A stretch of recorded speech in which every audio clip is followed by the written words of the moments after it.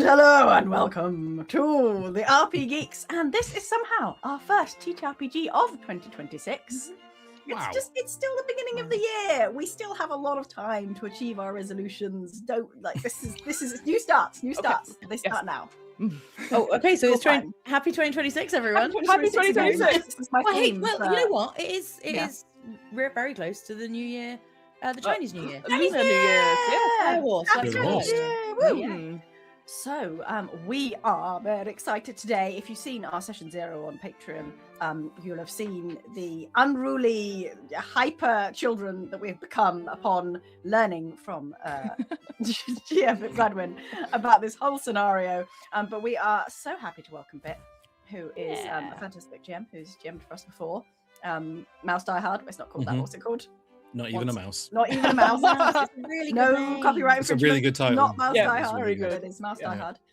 So we had to have him back. And I think I will hand over to Pip to tell us about what we're doing. Okay, so quickly, isn't it? It's so exciting. So. Yeah. I think I'm not going to say too much. I think I'm going to say a little thing, and then we're just going to start. I think. Okay. As long as everyone's down for that. Down to Brilliant. clown. Amazing. Well, don't clown because it's down to owl. It's a very high society event we're going to. Sorry, of course. My bad. She says opening some wine. There we go. Oh, actually. Right, so we are going to be playing Blood Cotillion this evening by Marsh Davis and Jim Rossignol. And Blood Cotillion takes place over a single night at a high society ball in a cursed corner of 18th century England. And if everyone's ready, we shall adjourn to said cursed corner. So ready. Yeah. Thank you. It only works if everyone does it. Chamonix. There we go. Atmosphere. This is how you create. Yeah. You've done it. Tick. Control yourself.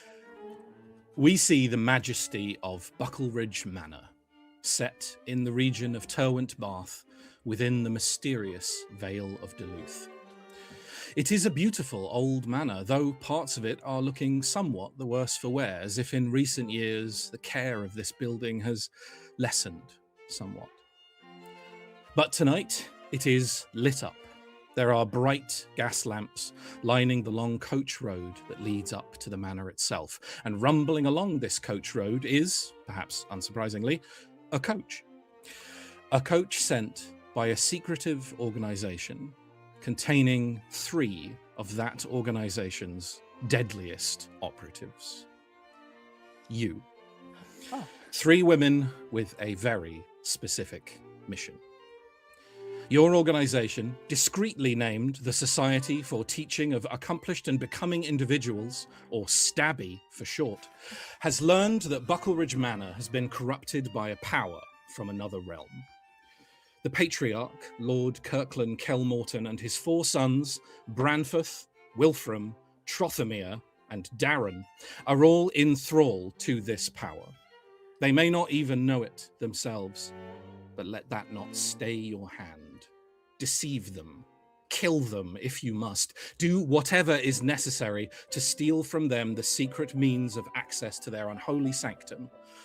Enter the blood shrine and destroy whatever lurks beyond. Only then might the people of Derwent Bath and all England be safe. Seated across from you in the coach is an older man in a dark blue suit and powdered wig. You know him as Melsingham, a socialite who owes your order a few favours and will be acting as your chaperone this evening.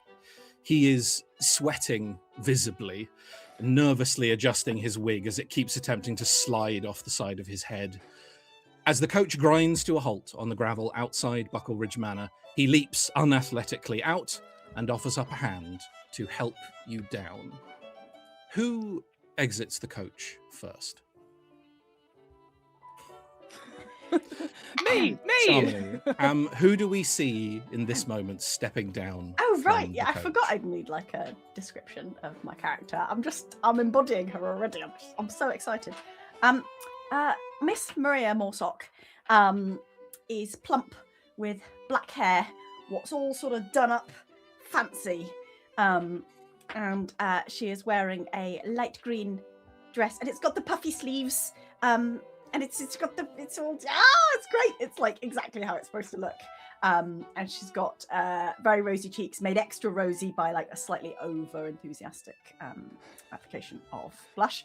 And she is grinning and just sort of brimming with excitement because he did the thing. He put his hand and he did the thing. And as Maria, as you are stepping down from the coach, we see this moment of you in this beautiful dress, and then we get a snapshot for a second of Maria in her true aspect. What do we see? Oh, you see a sort of dark, dingy back alley where there is Maria, but somewhat less fancily dressed, quite like masculinely dressed, I think. Just like punching someone across the face. And it's like as she punches them, they like go down, and you see like their shadow against this like flickering orange light against a wall. And Melsingham helps you down from the carriage. Miss Morsock, here you are. I mean, thank you so much for your hand. The accent is very good. I know, I've been practicing. And a wonderful job you're doing. I must, of course, must attend to the other ladies. And he sort of turns back to the carriage to help down. Do you want to go, Emily, or do you want me to go? I'll happily go. I think Miss Eleanor Greebwood puts her hand into his and sort of very daintily puts it in. It's a very slender hand. She is a scrawny woman. She has these huge, huge eyes, and she is sort of adjusting her glasses, which are very round, not like these ones, but imagine they're very round. And they've been decorated with a number of different feathers. There are brown feathers, white feathers, and sort of purple ones all dotted through, which match the deep purple dress that she is wearing. It's very sort of chiffon and floaty, and she's also got a colourful scarf around her neck, which, if you were to see her in her more natural form, almost all of her clothing is scarves and floaty and filled with feathers and twigs and dirt. But her hair, which normally is down and bedraggled, has been swept up into this high bun. It's still a little bits of falling out, but she's done her very best. And she also has a sort of slight leather shoulder pad on one side of the dress, which is there. And again, as you are stepping down, we do see for a moment a snapshot of you in your true aspect. What do we see? So covered again in all of the floaty material, hair a little bit wild, glasses very much not covered in feathers.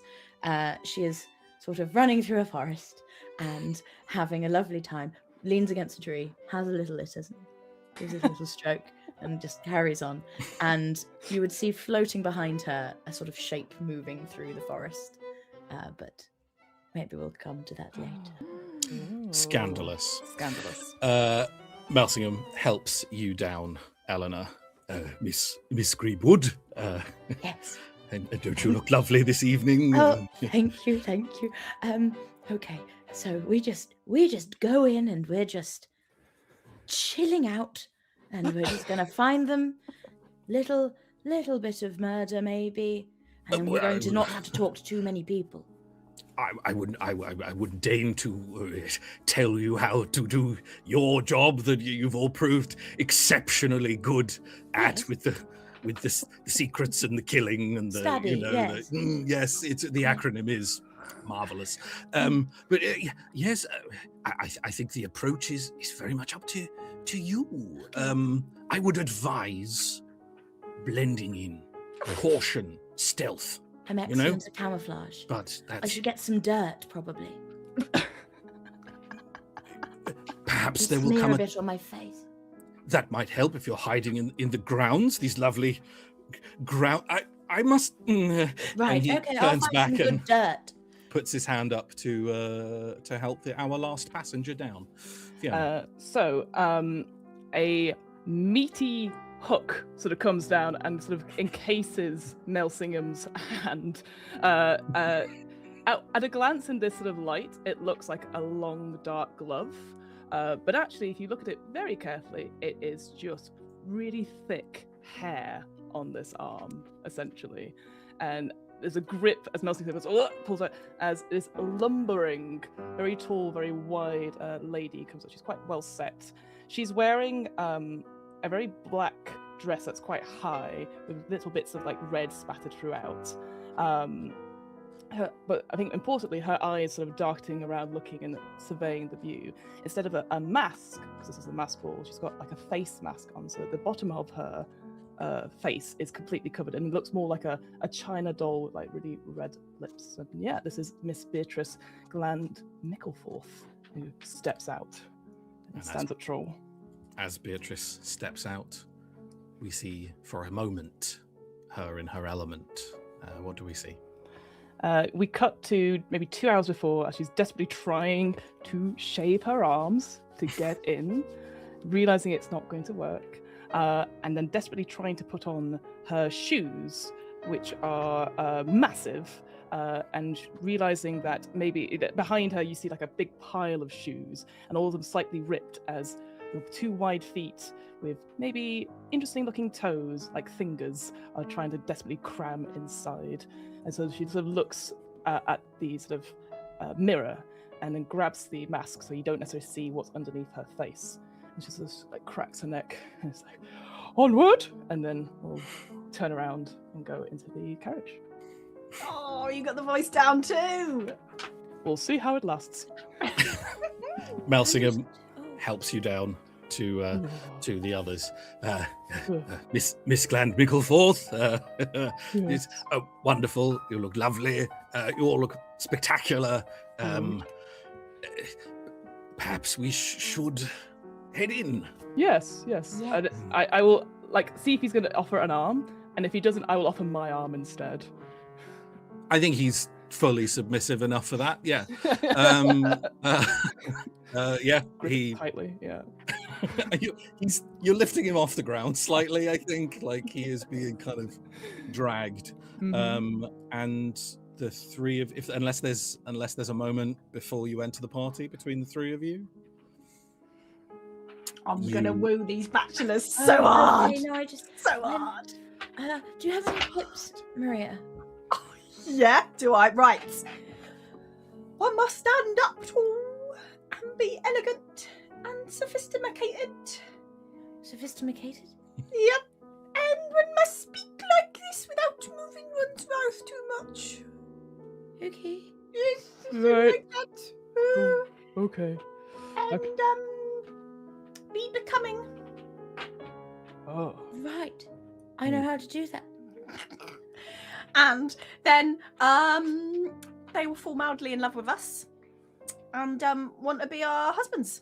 But remember, we're here for a job. Woo the weirdos. No, find the blood Marry cult, the weirdos. kill anyone that's in our path. An engagement ring. If that I helps look you, lovely with an engagement ring. if that helps you ladies get to where we need to go, then so be it. But be mindful that there may be less as we go on, because I definitely plan to kill a lot of people tonight. Well, okay, wooing first, then killing. Fine, woo first, kill I just later. want a little bit of them, you know. I just want to get in there and get some wooing done, and then we can kill them all. I'll burn the place to the ground. When you say kill a lot of people, no, it's fine. It's fine. Let's head inside. And you you lead. You are not led. Up the steps outside Buckleridge Manor and through the big sort of grand doors at the front. You're immediately met by a brace of servants who are standing by, and little champagne flutes are immediately provided. And as you make your way through this incredible entrance hall, that it's hard to believe that this entrance hall isn't where the ball is happening, because it's this stunning sort of high vaulted room, but you can hear the sounds of music, string quartet, drifting through from somewhere, and you are led through into the ballroom, which is somehow even more preposterously grand than the entrance hall you were just in. And I don't know, it's kind of up to you how intimidating you find the number of people who are in here, because it's a lot. And the level of wealth, the beautiful dresses, the suits, the ostentatious masks. It's not so much a masked ball in the interest of concealing people's identities. It's more another way of showing off. It's peacock feathers and bright colors, sprays of flowers, and yeah, you're met by this. You're met by this incredible sight at the top of a short flight of stairs, and a gentleman and a sort of very slightly better dressed servant in a sort of dark burgundy suit, standing next to a little podium as you walk up with Melsinger. And Melsinger leans over and mutters to him, and he nods and turns to the assembled people in the room, who are all having their own conversations, listening to the music, and he declaims, Miss Eleanor Greebwood, Miss Maria Morsock, Miss Beatrice Gland Mickelforth, and their chaperone, Mr. Melsingham. And you kind of wait to be received, and some heads turn, but mostly the announcement kind of passes, and Melsingham starts leading you down the stairs into just into this sea of people, in the center of which you can see at least 8 couples whirling and dancing on a dance floor in the middle of the ballroom. Can I see any of the sons? Where's the eligible one? Where are the eligible ones? What a great question. Let's have a little dice roll, shall we? What do you want to roll for me to see if to detect sons? I'd love to roll wit and perceiving. I think that sounds good. So I think you're in a very controlled position, and I think your effect is very reasonable. Great, and I've got 3 in wit. So just remind me, I roll 3 dice and 3d6, and we're looking for the highest. And multiple 6s are crits. Multiple 6s, eh? How can I interest you in multiple 3s? I got 2 of them. Whoa. And a 2. Sounds like a failure to me. Oh no. Sure does. Eleanor, I think this is very appropriate from how you've described yourself thus far. I think there are frankly too many people in this room for I've you. never seen so many people. And I think immediately upon kind of following your fellows down onto down the stairs and into the party proper, before you've even really been introduced to anyone or moved off, Eleanor is sort of already just looking around, and just a tiny little bit of the beginnings of panic kind of rising a little bit for you. And it is quite noticeable, and I'd like you to immediately take a point of suspicion. Oh no! Actually, you had one job. That. Where are the windows? I need to stand by a window. I need to see the sky. Okay, I'm going to make my way to a window. I too enjoy standing by windows, one of my favorite lady hobbies. Looking across the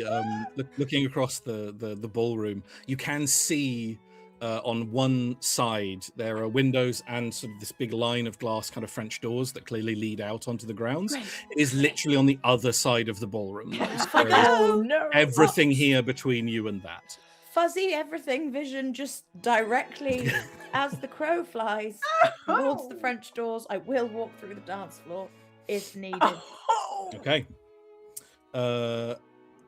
Eleanor just beelines away. Oh, there she goes. What are the rest of you doing? It's a tactic. It's It's one of their tactics so she can bagsy all the eligible ones before we do. Well, you better get on it then, because, Right. yes, because there might not be many of them before the end. She's gonna kill all of them. I would like to also go to the dance floor Mm-hmm. and join in. Oh no! Just immediately. We're meant just- to be like Body roll, top body roll. tier, and we've absolutely gone. Look, were you in the same That's session 0 not- I was in? Because Yes, That's not yeah. the- I'm not complaining about it. That's I'm not just, the story that I'm we've just decided to saying. tell. You're all Yeah. big losers, and it's fine. Hey! Hey, I'm just nervous around people, and I need you to respect that. I respect it. I respect it. Great, Shamini. What do you think Maria's using to? Is Maria like entering the dance floor, or just kind of standing by the side of it? Are you trying to? I was going to say you're trying to attract a mate. Are you, yeah, so no, I need to attract a mate. That's exactly Okay. correct. Okay. With my dancing skills, Okay. I'm glancing at what they're doing. Admittedly, they're all in sort of pairs and fours and shapes, but I Yep. feel like that's probably not important. It's probably how you move your body Mhm, that's probably key. mhm. So I shall move my body in the most elegant and sensuous way. I won't like break into a foursome, but like I'll be there right next to them. Well, steady on. The night is young. Whoa! That's what Ellen was aiming Regency. for. Okay. What would you like to roll for me to do this well? Oh no, there's one of them. It says dancing on one of them. It does It's say one of the ones that have, dancing on one of them. nothing Doesn't nothing it? in. Yeah. It does say that, doesn't it? It does say that. Okay, yeah. I Yeah. guess I'm using the one that So if you the have example nothing, given is literally dancing. If that you- is if you- slight. if you have nothing in an attribute, that's 2 dice. Take the Oh, lower. take the lowest. Oh, come on, Can I add Charlie. anything? 2 6. Nope. Does 2 this game 6s. work Come on, just get 2 again? 6s. It's fine. You can do it. It's not relevant. No. You start doing the Ah. worm on the ground. Okay, the lowest is a 3. It's not a 3. Yeah, We're all- threes. All 3s today. Maria, you arrive at the edge of the dance floor and just start, doing exactly that. And I don't know. I guess it's kind of up to you how aware you are of the small sort of circle that starts to appear around you as people move away. To look, No, because I'm the center of attention. And they're Like- awed. you can absolutely interpret it that way, but that isn't what's happening. People have taken notice of this very strange young woman who's come in and just kind of started solo dancing on her own at the edge of the dance floor, and I would like you to take a point of suspicion, please, Shamini. I don't know why. That doesn't seem relevant, but alright, sure. So this happens, Fiona, Yes. and you realize at this point that you do still have Melsingham dangling from one of your arms, Oh. and he kind of looks up at you. What? Please don't let me detain you if you've got a plan like your. You're your right. fellows Yes. do. You know, no team distraction is going well in advance. So, Good. is there anyone, just from a glance, I would consider the alpha of this particular like ball? Interesting. I mean, Maria is dancing. She's looking pretty alpha heavy. Apart from the 3 of us, naturally. Obviously. I think as you're looking around Yes. for the most important person in the room, Yes. you don't find them immediately on this floor Right. until you hear the sound of a champagne glass being struck forcefully with a knife or a spoon, and the string quartet. Thank you. The string quartet fades down, not completely out, but down, and the dancers all turn and look up. And on a little balcony that kind of there's a balcony that rings the ballroom. You could clearly get to it from an upper floor and look down. In fact, there are a few people up there who are drinking champagne and watching the dancers. On a little sort of projecting balcony, as part of that, you see the most important person in the room. Lord Kirkland Kelmorton. And Melsingham confirms this, just sort of like nudges you in the hip. So, that's him, just sort of pointing up. And as soon as he's satisfied that all attention has come to him, he clears his throat. Welcome all to this now annual exhibition ball. Please enjoy our hospitality, such as it is, to its fullest. I'm certain my beloved sons will find something or other when they're done, and so the best of luck to all involved.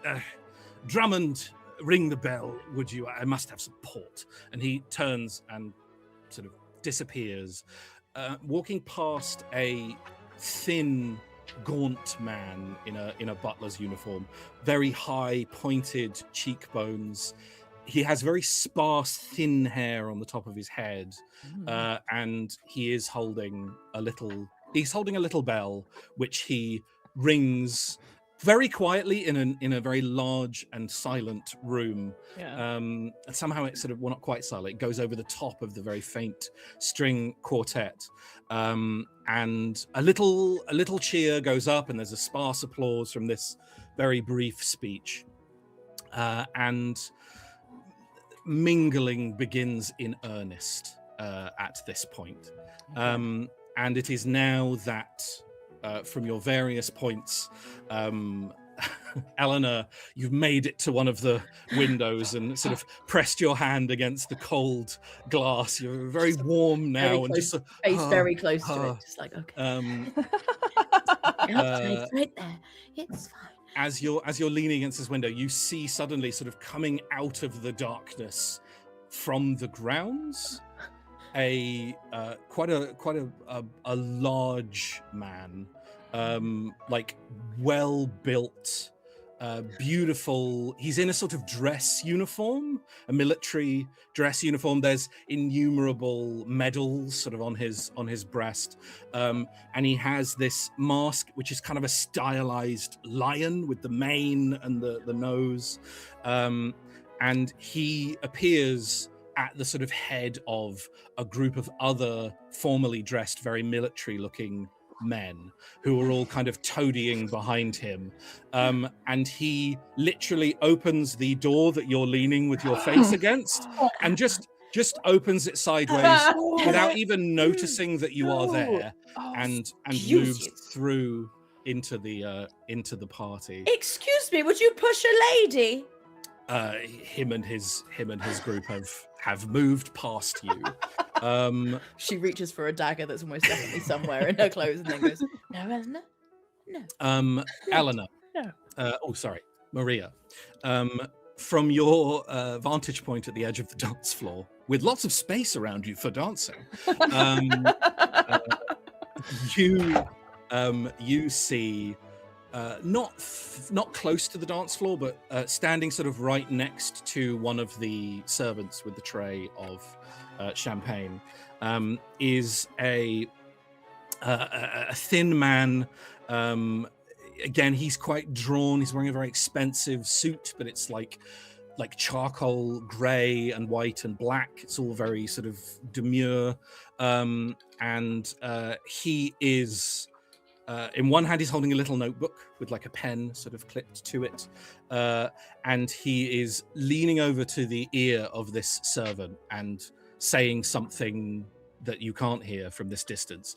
And the servant is very pale and kind of nodding apologetically. And then he snatches a glass of champagne off this tray and beelines for a group of sort of very well-dressed looking men and women in one corner. Beatrice, from where you're standing kind of in the center, not less observed perhaps than the other two. But head and shoulders above everyone else, but yes.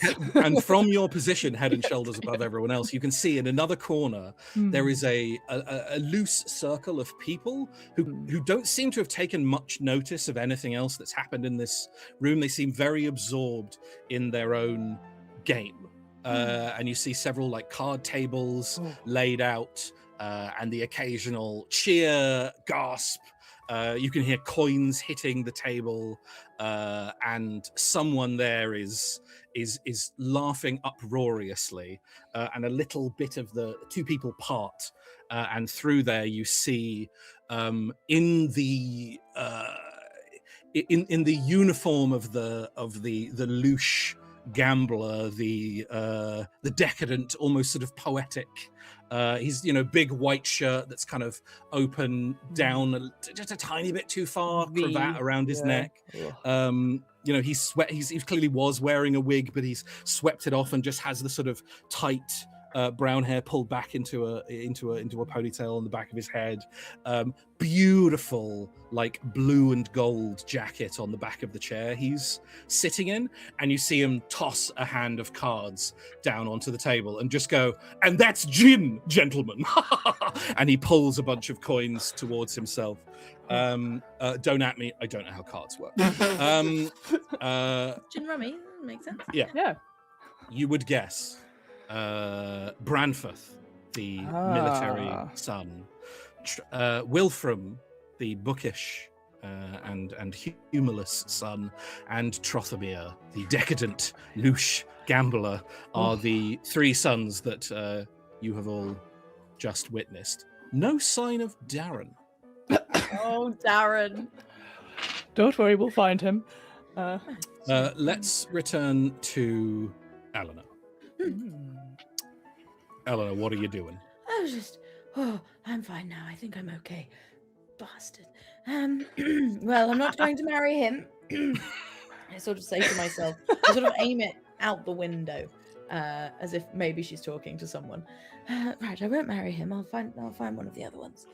But I should probably, okay, right. Focus on the mission, Eleanor. You did all the training. You've read the books. You understand. They're just people. They're like wildebeest, and they just move together as packs, and they can stampede and kill you. But it's okay, because you can kill them first. You're a viper, you're a lion. Why don't... Okay, right, here we go. And she will walk after where the military-looking man, Branford, went. Beautiful. Branford and his cronies have walked to you see them coming out. Like, what you notice is that a few of them are like they're all clearly armed. Like you're seeing like a pistol on a hip. Branford himself is like full display. He has a pistol on his hip and then like a cavalry saber like hanging from his hip, very ceremonial, lots of gold on the scabbard. But you see him and his military buddies move over to another corner of the room, like swat away a few of the people who were kind of hanging out there, and take possession of a large dartboard. At which point they start taking turns hurling knives and other things into this dartboard. And Branford is very much holding court. Lovely. I'll trot up behind. And then you should have seen his head. It was everywhere. Oh, like the lion's head that you're wearing. Is it a Barbary? A Barbary lion. He turns. Excuse me? Oh, your headdress, it's fantastic. I just wondered if it was modelled off the Barbary lion. They're my favourite kind. Oh, couldn't say, darling. You'd have to ask whoever made it. Right, of course. Branford, Kelmorton. A pleasure to meet you. He holds his hand out. Eleanor Greenwood. And she sort of puts her hand in and is like, oh God. Oh my God. Takes your hand. You see him attempt to kind of assess you a little bit in this moment as he takes your hand. What's in this moment, without rolling any dice, what's Eleanor's posture? How is she kind of holding herself? I think she never holds herself fully like shoulders back, but she's less terrified than she normally is. She's had a little chat with herself, and like she knows what she can do. And they're throwing knives, and Eleanor can throw knives. That's fine. he definitely sees something he likes, but you don't know exactly what it is.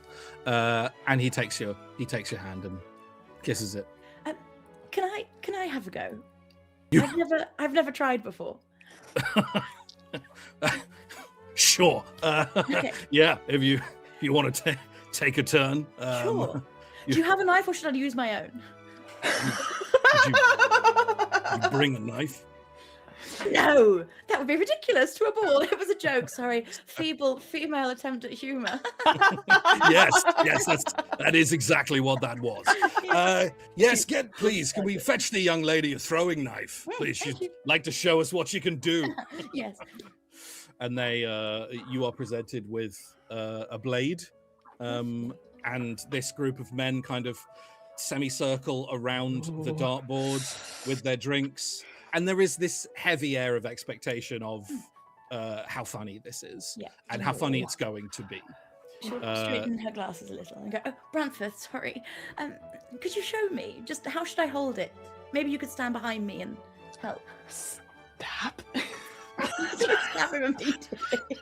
Give me a roll. I want to roll. Okay. That could be manipulating. I think it could well be. Yeah, great. So slight. I think you're in a control position. This is nothing crazy. I agree. And I think given the way you've kind of carried yourself upon arriving here, I think your effect is quite reasonable. Okay, here we go. Stab him. That's a 6. Oh! Branfirth, without even trying to hide it from you, like looks to his little group and gives them a wink, and then like straightens his jacket, reaches up, takes the mask off, and like his hair's actually quite long for a man in the military. So there is this moment where the strap of the mask kind of, ow, just hit my hand on my laptop, where the strap of the mask comes up and like pulls the hair up, and then it sort of it doesn't flop back down. It kind of bounces a little down, sort of around his ears. And do you know what you're trying to do, Pip? Because he sounded awful, and now you're trying to make him sound great. I don't love it. Carry on. This is what you asked for. This. I know. And he removes the mask. I mean, he's handsome if you like that kind of thing. Sort of big. He's a very sort of square man. He probably looks the most like his father. Kirkland Kelmorton is quite a broad, square gentleman, although Kirkland isn't very tall, whereas Branfirth is. So he's got the width and the height, square jaw, freshly shaven, and he pulls the mask off. His hair bounces back down, tousles around his ears, and he, without looking, just holds the mask out, and one of his cronies takes it, and then he positions himself behind you, like, and I think he's like, he takes the knife that you've been given, and pockets it and goes, "Use one of mine," and flicks his hand, and just a blade like appears in it, and he takes your arm in his arm, sort of standing behind you. Now hold it by the tip. I mean, no. Okay. Yes. Don't look at me like that, Sharmini. I know what I'm doing. He's gone. Wish I didn't. Okay. Okay. I And normally hold it by the shaft, but that's fine. God damn it. I started this. It's my fault. You did. You did so. And he brings your hand back and overarm towards, and just sort of as he's bringing the hand forward, he says, "Release." And with his assistance, are you trying to fuck this up at all? No, I'm trying to letting him. up. I think because he's kind of, in many ways taken control of this, the blade does sail through the air and thud. I'm going to make just a quick luck roll. Ooh. Yeah, it's not quite the bullseye, but it's right on it. Okay. It's just outside of it as it whirls through the air, thunk, into the wall, into the dartboard. You're a fabulous teacher. Oh, sir. Excellent work for a first try. Oh, well, maybe I should have a second go on my own. If you think you're ready. Sure. And I will pull a knife out of my dress and just lob it straight at the No, door. no! You had a All right. knife! I've got a large serrated hunting knife, according to my... You pull a large serrated hunting knife from your dress. Do I? Wait, Do you? hang on. Emily got excited, and Yes. would she do that? No, we'll crawl back Flashback to back. where I said maybe I could have a second go. And then she doesn't say with this and pull out her own knife. Grand. You are presented with the blade that you threw into the dartboard Great. just now. Lovely. And can I try and get like dead on bullseye? Absolutely. I mean, you gotta roll a dice, Oh, but yeah. yes, I mean, it feels Absolutely. still like it's in slight because like I agree. dancing is in there, and so I agree. Yeah, Uh, it doesn't feel like a brawn thing to throw a knife, right? no, not at all. I think you've had all the time in the world for this. I think your position is very controlled, and I think your effect here is superb, highest possible. Come on. Like you've done it once, and you've been pointed in the right direction. Just do the Robin Hood thing and just split the knife in half. Yes, I'll, like so. If that one's in like that, it goes. Poof. Yeah, exactly. Here we go. Do I want to take stress? Yes. gain the dice? Would I you think like I'm going to? to. You're gonna Yeah, push yourself. Yeah. For I'm an gonna- extra dice. Yeah. Come on. So I'm gonna have 3 dice to roll. That's a 6. Fuck yeah. Just the 1 6, Just not the 1 multiples. 6, Just the just 1 the one. 6. You're handed the knife, and just is it? Do you make a show of it, or is it literally just whoosh, throw? I think she sort of gets it, doesn't take any time, just literally turns around and just bang. Like, so it looks really impressive, but also she can be like, oh, ha, magical. Maybe I'm a natural. Thuds into the bullseye. And there's a few other blades that were sort of still in different spots around on the dartboard, and as your knife embeds itself into the middle, all the other knives fall out. Is that good? And there's a shocked silence in this little corner of the party, and Branfirth takes a step away from you. Oh. Just takes a step back. So, well done, sir. Impressive. Beginner's luck. Absolutely. Well, I had such a brilliant teacher, and I'll sort of like touch his arm. That backing away that just happened is immediately reversed as you defer to him, and I hate every second of this, Pip Gladwin. and he steps back towards you. You're a very interesting young lady, Miss Greebwood. Greebwood. Would you like to take a turn around the grounds with me? Oh, I'd love to go outside, actually. That would be really quite great. And he offers you his arm. Great. And I'll sort of, I just need to just find my chaperone and just tell him. He won't come. I'll meet you by the doors. Sounds fantastic. Sort of turns and just And- like, she turns As, away. like again, as you turn away and move across to try and find Melsingham, you hear the immediate sort of murmur and backslapping happening, just sort of immediately amongst him and all of his lads as you move away. We're going to step away from Eleanor, and we're going to come to Beatrice, I think. Oh, okay, great. So Trothomir has just like done like Ginny, and I'm gone, right, come on, Melsingham. As a handbag, I hold him, and then I go, as I go across, I'm like, ha ha ha ha ha ha, like really loudly. And I'm like, yes, of course, because the tournament where, you know, we played Fish, Go Fish, you know that one, don't you, Melsingham? I just basically... He's just, anything you say, he's just nodding. He's terrified. He doesn't know what's happening. And then I played, well, we were in Cornwall, and we played Uno Reverso, and that was quite the game, let me tell you. And I just make my way towards, and just basically announcing myself as big and as loud as I can. Perfect. You I think this is quite an effective approach. As you walk up, you sort of find yourself entering this haze of laughter and cigar smoke that's sort of like in a haze around these gaming tables, and Trothamir, who's leaning back in his chair, and he's stopped kind of laughing himself now. Everyone else is, and he's just kind of basking in it. He leans a little bit further back in his chair so that he can fully see you, because you are very tall, and looks up and is just looks up at you, Beatrice. Well, my, you're a big old thing, aren't you? I am. And I will. Are there chairs? I'll sit down instantly. Yeah, that's chairs. I go. So what's the game then? Is it poker, blackjack? What are we thinking?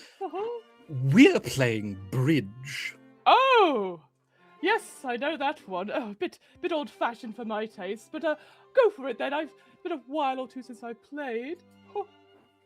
Well, we'll deal you in then. And again, I know that's not how bridge works. No,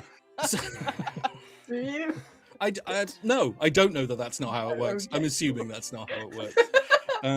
Look, I'll quote from the one shot that we're currently running. Bridge. No one actually knows the rules of bridge. So look, it's good enough for them, it's good enough for me. Really good at bridge. Is she though? Well, apparently she's in like tournaments and like wins lots of money. She like makes her money playing bridge. Like that's mad. Nice. Yes. I don't know. Trothamir starts fanning cards out across this table. It's a very confusing configuration for anyone who doesn't understand the rules of bridge. It appears there are hands, but then there's also a kind of solitaire style row of cards being put out in the middle of the table. Some upturned, some in little piles. It's all very confusing. But Trothamir deals you in, and you're kind of this card game kind of starts happening around you, Beatrice. Ooh, yes. And what I'd like to do as the hands are going, and I've got a pretty good hand, and I'm like elbow jabbing everyone else. I'm like, I would fold if I were you, because that's how bridge works. I see them. And yeah, and I'll keep putting out money. Actually, no, I won't put out my own money. I'll put out Melsingham's money that obviously he has, and I just put it. Yep. He's all in. Marvelous. I think it might be a wit for this. Feels like a wit. Yeah. Well, I was thinking more of I was trying to bully my way into the game. Is what I was. Or a thinking. will. Yeah, absolutely. Yeah. All right. So that's a 2d6. Yeah. I think you're in a control position. Okay. I think you're. Is your intention here to win? My intention is for just me and Trothamir to be the final two people. To end up together like that. Exactly. Yeah. Okay. Yeah, I think that's a pretty reasonable effect. Yeah, and anytime he's playing, I'm like, oh, go for it, go on. Oh, you know. Ugh. Ooh, that was a 1 and a 4. So 4 is the highest. So that's a mixed. With a mixed success, the game goes round and round. And you do arrive one-on-one with Trothamir at the end, because as we all know, that is how bridge works. Yep. And Trothamir sort of your chairs have moved, so you're now across the table from each other. Everyone else who was playing is sort of watching and like leaning over and whispering and kind of very into this game. And he's been leaning back the whole time, maybe even feet on the table at times, just sort of tossing his cards onto the table whenever he's playing. But he leans forward when the two of you kind of go one-on-one. He leans forward and he puts his elbows on the table and leans towards you, cards in one hand. You're awfully good at this game, young lady. Oh. What did you say your name was? Oh, Miss Glan Mickleforth. But you could call me Beatrice. Well, yes. Beatrice, go fish, and he throws like a couple cards onto the table. I'd like you to take a point of suspicion. Damn it. Okay. Yes. And What, for he being good at throws. cards? Yeah. Aw. Being good at bridge, very unladylike, probably. Ah, He throws his hand onto the table, and you see he's got 4 kings, 4 of a kind, and he throws that hand onto the table and looks very inquisitively at you. Okay. So I have an object. In one of the objects, it's called blackjack. Now, I'm wondering if I go to look at his hands, I can palm. Turn it into blackjack. I just palm. I have a card, and I go, oh dear, and I reveal there's actually 5 kings, and I go, oh, have you been cheating? Okay, so just for the audience, Yes. a blackjack is a really small club you use to knock people out. Not what I thought it But, was. Okay, cool. Not anymore. But we don't look. We yes and We yes and it. on the RPGeeks. That's Right. what we do. So Right. yeah, you must tick that item off on your It's- list of yep. 4 items. Yep. So it is in fact not a blackjack, No. but the game blackjack. All of the accoutrement deck of one would cards. need to play the game blackjack. In this instance, a deck of cards. Okay, so you're palming a 5th king into your hand. Basically, what if we have the cinematic moment, like underneath the table, my foot twitches.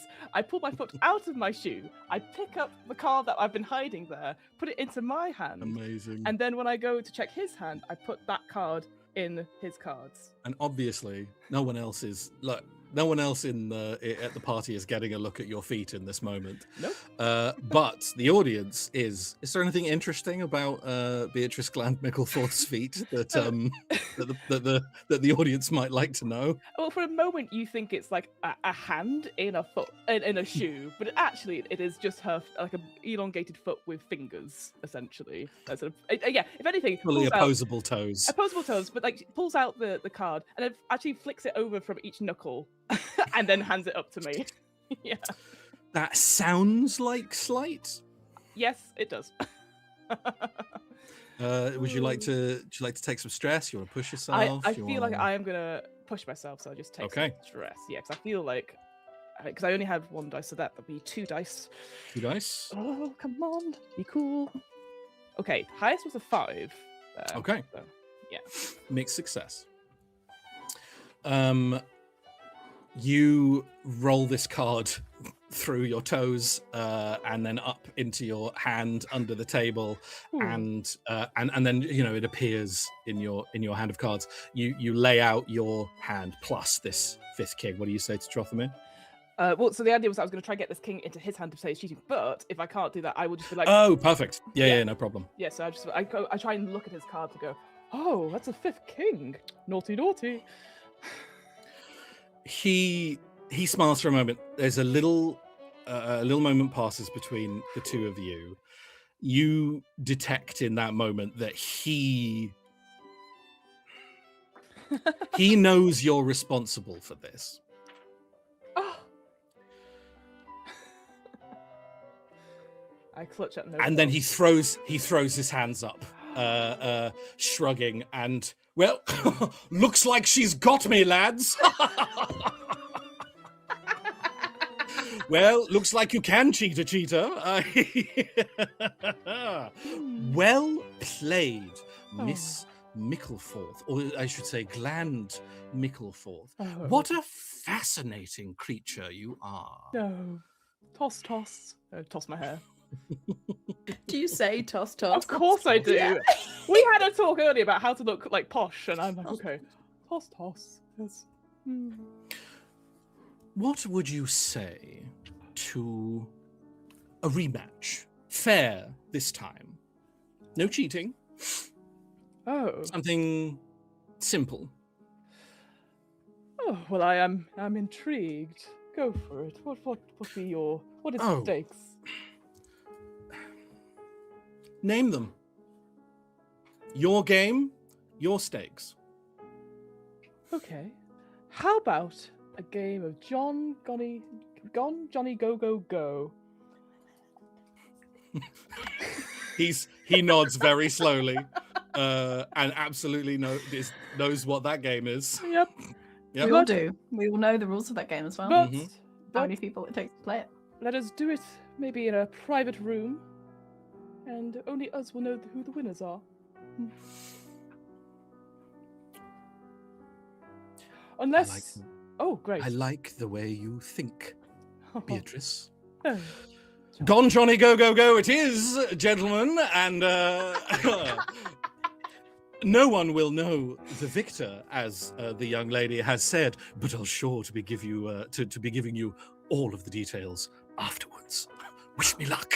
And he gets up sort of giddily almost and starts heading towards a side door off the ballroom. There's a moment where like the mask doesn't change at all, because I'm still wearing a mask, but underneath I'm just like, fucker. And then I drop Melsingham. I'm like, don't come for me. And then I will follow Tropomir.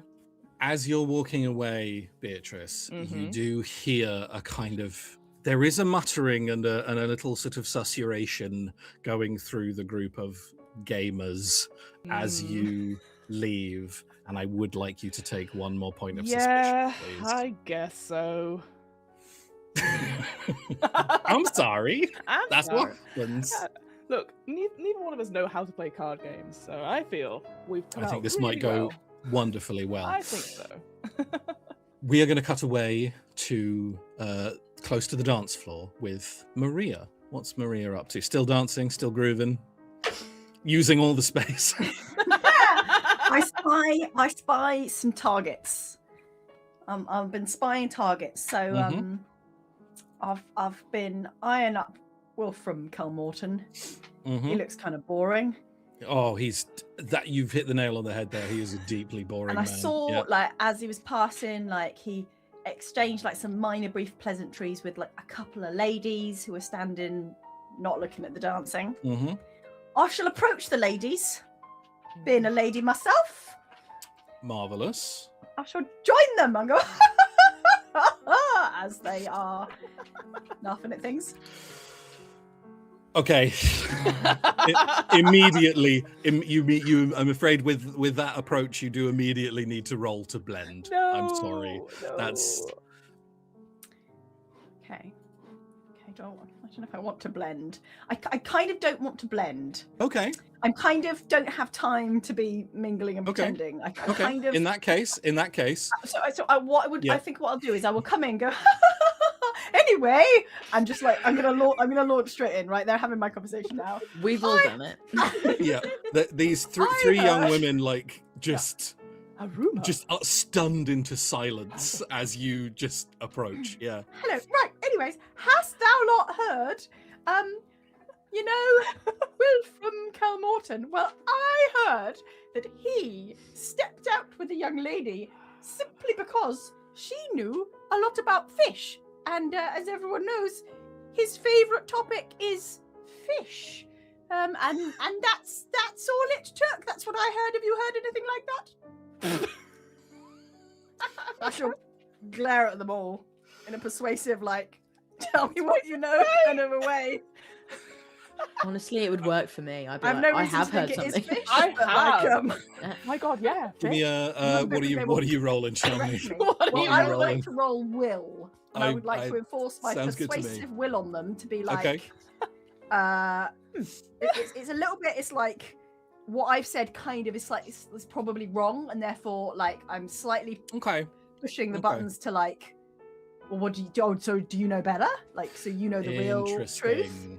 Okay. I think this I'm slightly is just like, listen, we're having this conversation now. I think this is a risky, not necessarily to life and limb, but just to being immediately ostracized by these people. Yeah. But I think going in with the tactic that you've chosen of sort of coming in with incorrect gossip, I think is potentially really effective. Right? So take a superb effect if you do manage. I heard that that's like an interrogation technique that they use is that they'll like say they'll say all the stuff like they know everything already, and they'll like drop things casually into conversation. Like, obviously, I know all about your spy network, and then they'll just say one thing that they don't know, but they won't say they won't ask you about it. They'll just give a wrong explanation, and then the like people being interrogated goes like, "Well, no, that's not right."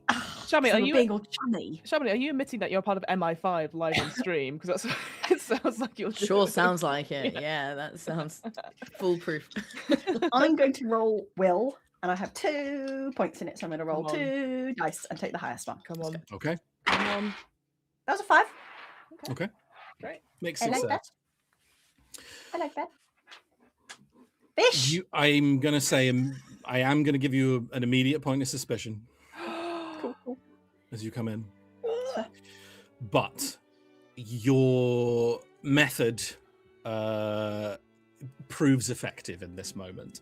One of the women that you've walked up to, like, they've all kind of taken like they haven't moved physically, like stepped backwards. They've just moved their bodies away from you. One of them, she sort of returns to the neutral kind of stance, and well, I haven't heard anything about fish. I've only heard about birds, but then we weren't talking about Darren, were we? And she giggles to herself, and her 2 friends also laugh along with her. Darren likes Darren. Oh well, Darren. Is Darren surely not more eligible than ye beautiful old Wilfram? I'm very posh. Right. I speak Right. like the old times. One of the other girls kind of leans in and so is it Wilfram you're interested in? Is that who you're here to well get to know? The other thing that I heard was that he favors ladies who are generous of the top half of the bodies and not the bottom half. So I think that should give me a certain advantage. Instantly scandalized. You've just basically gone, he's a boob man, not an arse man. Yeah. Well, I don't know. I'm trying to find out something. Tell me your Darren. Tell me your secret. Darren. We were about to give you so much about Darren, and you've been like, nah. I want Wilfram's my Fuck guy. Darren. Not interested. I love it. They go sort of hands to chest for a moment in shock, and then I think a little ripple of laughter kind of passes between them. Well, that's not something I've heard about Wilfram. He doesn't seem enormously interested, really. If the lady in question isn't from, a good family, doesn't come with a substantial dowry, maybe some holdings. It's all about the money for him. That's what I've heard, anyway. Oh, well, 'tis a good job for me that I am very well endowed in multiple areas. And I shall boobily boob away. From The verb to boobily. To Boob boobily. away. Boobily. I'm so tempted to give you more suspicion. No, she's just boobily Boobing. moving away. It's her first ball. She doesn't Listen, understand.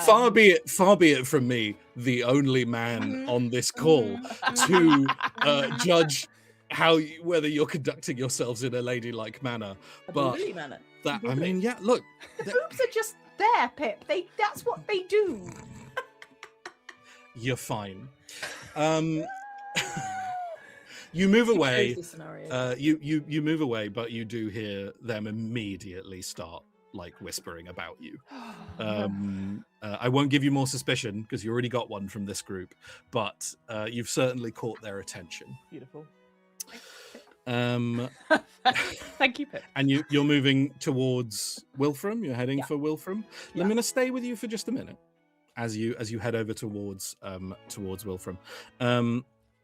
he is over with a group of men, all of whom are much older than him, very wealthy looking older men, basically. Three of them standing in a loose group, chatting away, but Wilfram has his little pocketbook out and is like occasionally scribbling in it during the conversation. I shall I think I shall barge in again and do my barging technique. Mm-hmm. What's back off me? And I shall sort of look around, find Wolfram in the little circle, put all my attention on him and say, I understand you are the person to talk about business dealings concerning huge amounts of money that have to go from one place to another place, and also land and jewels that my family has. Would that be correct? He turns again. Silence hits this group of people, and they turn towards you.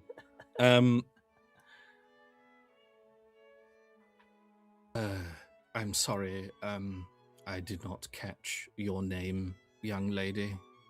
I am Miss Maria Morsock, and I have been sent by my manly father, who is a man and deals with such things, who is Lord Prince Morsock, who is very rich, but you wouldn't have heard of him because we're not from here. Okay, so there isn't, if memory serves, a mechanic for disadvantage in this game. Oh boy. It's Lord Prince Morsock. They're just walking around here, Pip. Walking around here. No, it's not weird at all. Outside of the veil. I know how no, rich you- people You're work. right. Look. Made up land. It's obviously. not for me to decide. It's for the dice to decide. Right, of course. Yes. Shamini, I am gonna need a. I think a will or a wit would potentially work here. If I could, I'll have a will. That'd be lovely because I got points in that. I think the stance you took was very much like, I'm telling you who I am, and that's that. So yeah, go for it. I think you're in a risky position again because you've really just barged into a conversation here. I don't think your effect is as good here, though. No. I think your effect might be a little bit limited unless you've got anything you might want to use or do to improve that. I was thinking of spending stress, but I was thinking of spending stress just Yeah, to for get an a extra dice die effect. rather than a better Yeah, effect. no, that's fine. Yeah, I think I'll do that. I'll take 2 stress. Okay. Okay. And I shall roll the dice and I'm gonna sneeze something. I believe in you, Shamini. Come on. That is 1, a 5, and a 6. Yeah, didn't die. Not dead. He Not dead. he lets that sentence just kind of wash over him, and you see him just absorb the words from it that he liked. Basically, huge sums of money, you say, and he holds his hand out. He holds his hand out to you in that kind of limp-wristed kind of towards you. Wilfram Kelmorton. Good. Well, my father said there might be business to discuss, so it's a pleasure to meet you. Your hands kind of just do this. Sexy. I realise I don't know how to do the This is a hand good thing. screenshot, everyone. Like this is the screenshot. It's all of us doing this. With it. I think after like 2 collisions, he does sort of limply turn his hand over and take yours, but he doesn't make any effort to kiss it. Oh, Just- gross. Well, I don't make any effort just sort to of look at him, takes so... it limply. Oh dear. And then turns to his side. Gentlemen, if you'll excuse me just one moment. And they kind of turn. They don't leave, but they turn into their own conversation, and he turns back to you. Miss Morsock, was it? Yes. Indeed. I'm certainly the man to discuss such matters with. How might I help you? Good. Are we still in the circle? Not in the circle, but just to the side of it. You've still got people all around you here, but they've stopped paying attention to you. Well, apparently not that I understand such things. There are large amounts of money to be made, but a certain amount of shushing. Hush. That is you got to be quiet. Apparently, about it. The money. Right. Yes. Discretion, of course, in business matters is Good important. word. I would have used that word too. And how is this a private matter, Miss Morsel? A private business deal and opportunity for you, should you be able to assist with the aforementioned large amounts of money and also land. I see. Perhaps we might retire somewhere more private to discuss this matter. If you think that would be best. Yes. Get it. This way. And he puts his little notebook inside his jacket pocket, and then with sort of an air of not disgust, but an air of just uncomfortability is not a good word, but it's a better one. Offers you his arm.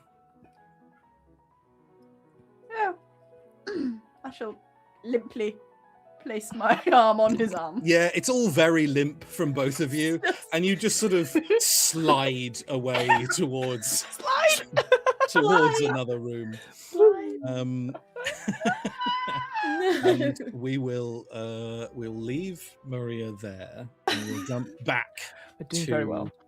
Eleanor. Eleanor, you have been walked. Yes, you were going to check Melsingham first. Yes. You find Melsingham near the card. He's near the card table, having moved away from said card table because Beatrice has taken all his money. You see him stepping away with just sadly holding a little coin purse in his hand that clearly has nothing in it. And he looks up. Yes, Eleanor. Yes, hello. I think I'm going to get married. Oh God. You're going to get married? Yes, I think I threw a knife, and he seemed to like it. And Right. He's just like a lion. Oh God, it's Branforth. Branforth, yes. Yes, I did the thing. I pretended to be all. Oh, you need to save me and help me and teach me how to do things. And it worked. It worked. Okay, good. That's good, Eleanor. That's It's good. not good, is it? It's good. It is good. Why isn't it good? Oh, because is it? I don't like him. Eleanor, you're not. You know why you're here, don't you? I'm married. You're married. To get married. No, to get No. married. I'm not married. I might say I'm married to nature. You know? I don't know how Granius will feel about everything. Eleanor, I was under the impression that you were a member of the Society for Teaching of Accomplished and Becoming Individuals, which is a secret organization, the acronym of which is STABBY, that fights occult evil and assassinates those involved in it. Oh, the shrine thing. Yes. You've got to find out where it is. Right, well, And Branforth Branforth probably might know. knows. And if he likes you, then he might tell you. Right. So what does one do with one's man?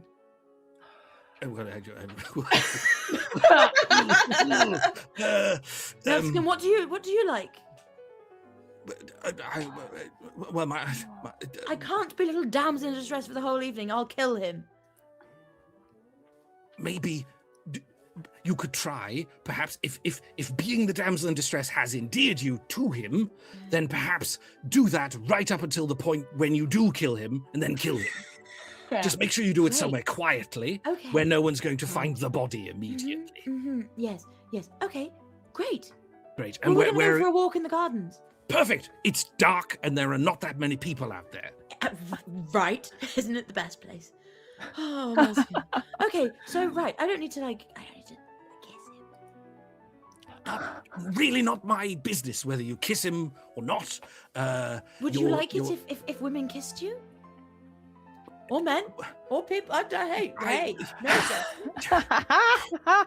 I don't think it's appropriate for a gentleman and a lady like yourself to be discussing the details of whether you'll be kissing or not kissing or anything else like that. Whatever. I don't know. You're putting this on me. I don't know. I've never kissed anyone before. I don't know what to do. Never been kissed. I've kissed Granny, yes. Jesus I don't Christ. think that's the same.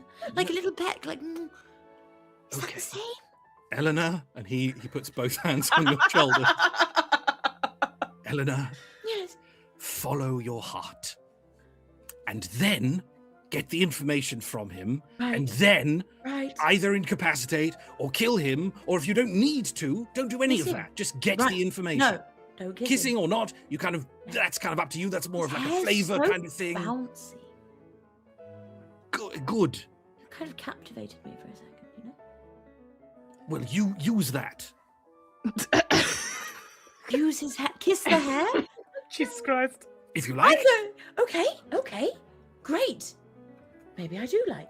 Okay. Yes. Thank you. You've been very helpful. My pleasure, To really. the blood shrine. Right, here we go. Goodbye. Best of luck. What you don't see as you walk away is Melsingham's wig just fully slide off the side of his head and fall onto the floor. You follow. You head out and you meet Branforth at the door, and he's sort of standing at the door and sort of leaning on it as it's open, and he turns as you walk up. Managed to give your chaperone the slip, did you? Yes, he's busy with the others. Excellent. Well, just you and me then. Holds his arm out. Great.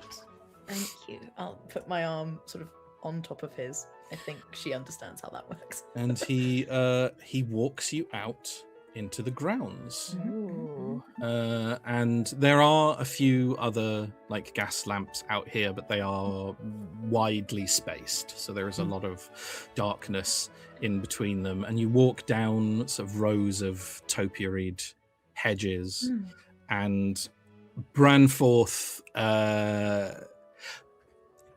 he does not waste any time before he just starts regaling you with stories of the many colorful atrocities he's committed abroad. Villages burned, men killed, losses under his command that he oddly seems proud of. Oh, so you didn't win that one? Oh, I won. Oh, right. Sort of an individual victory, even Absolutely. though the men died. You didn't. That's a victory. Just seemingly never-ending, as he's walking you around the grounds. Branforth. It's not. Oh, this is so fascinating. But I want to know more about your life now. So you live here? Here? Well, yes, I suppose technically I don't spend much time here. No, Right. I'm usually abroad, of course, Yeah. keeping the country safe. Yes, but when you're in the country that you're keeping safe, what are your activities? What do you like to do? Hunting, shooting. Animals.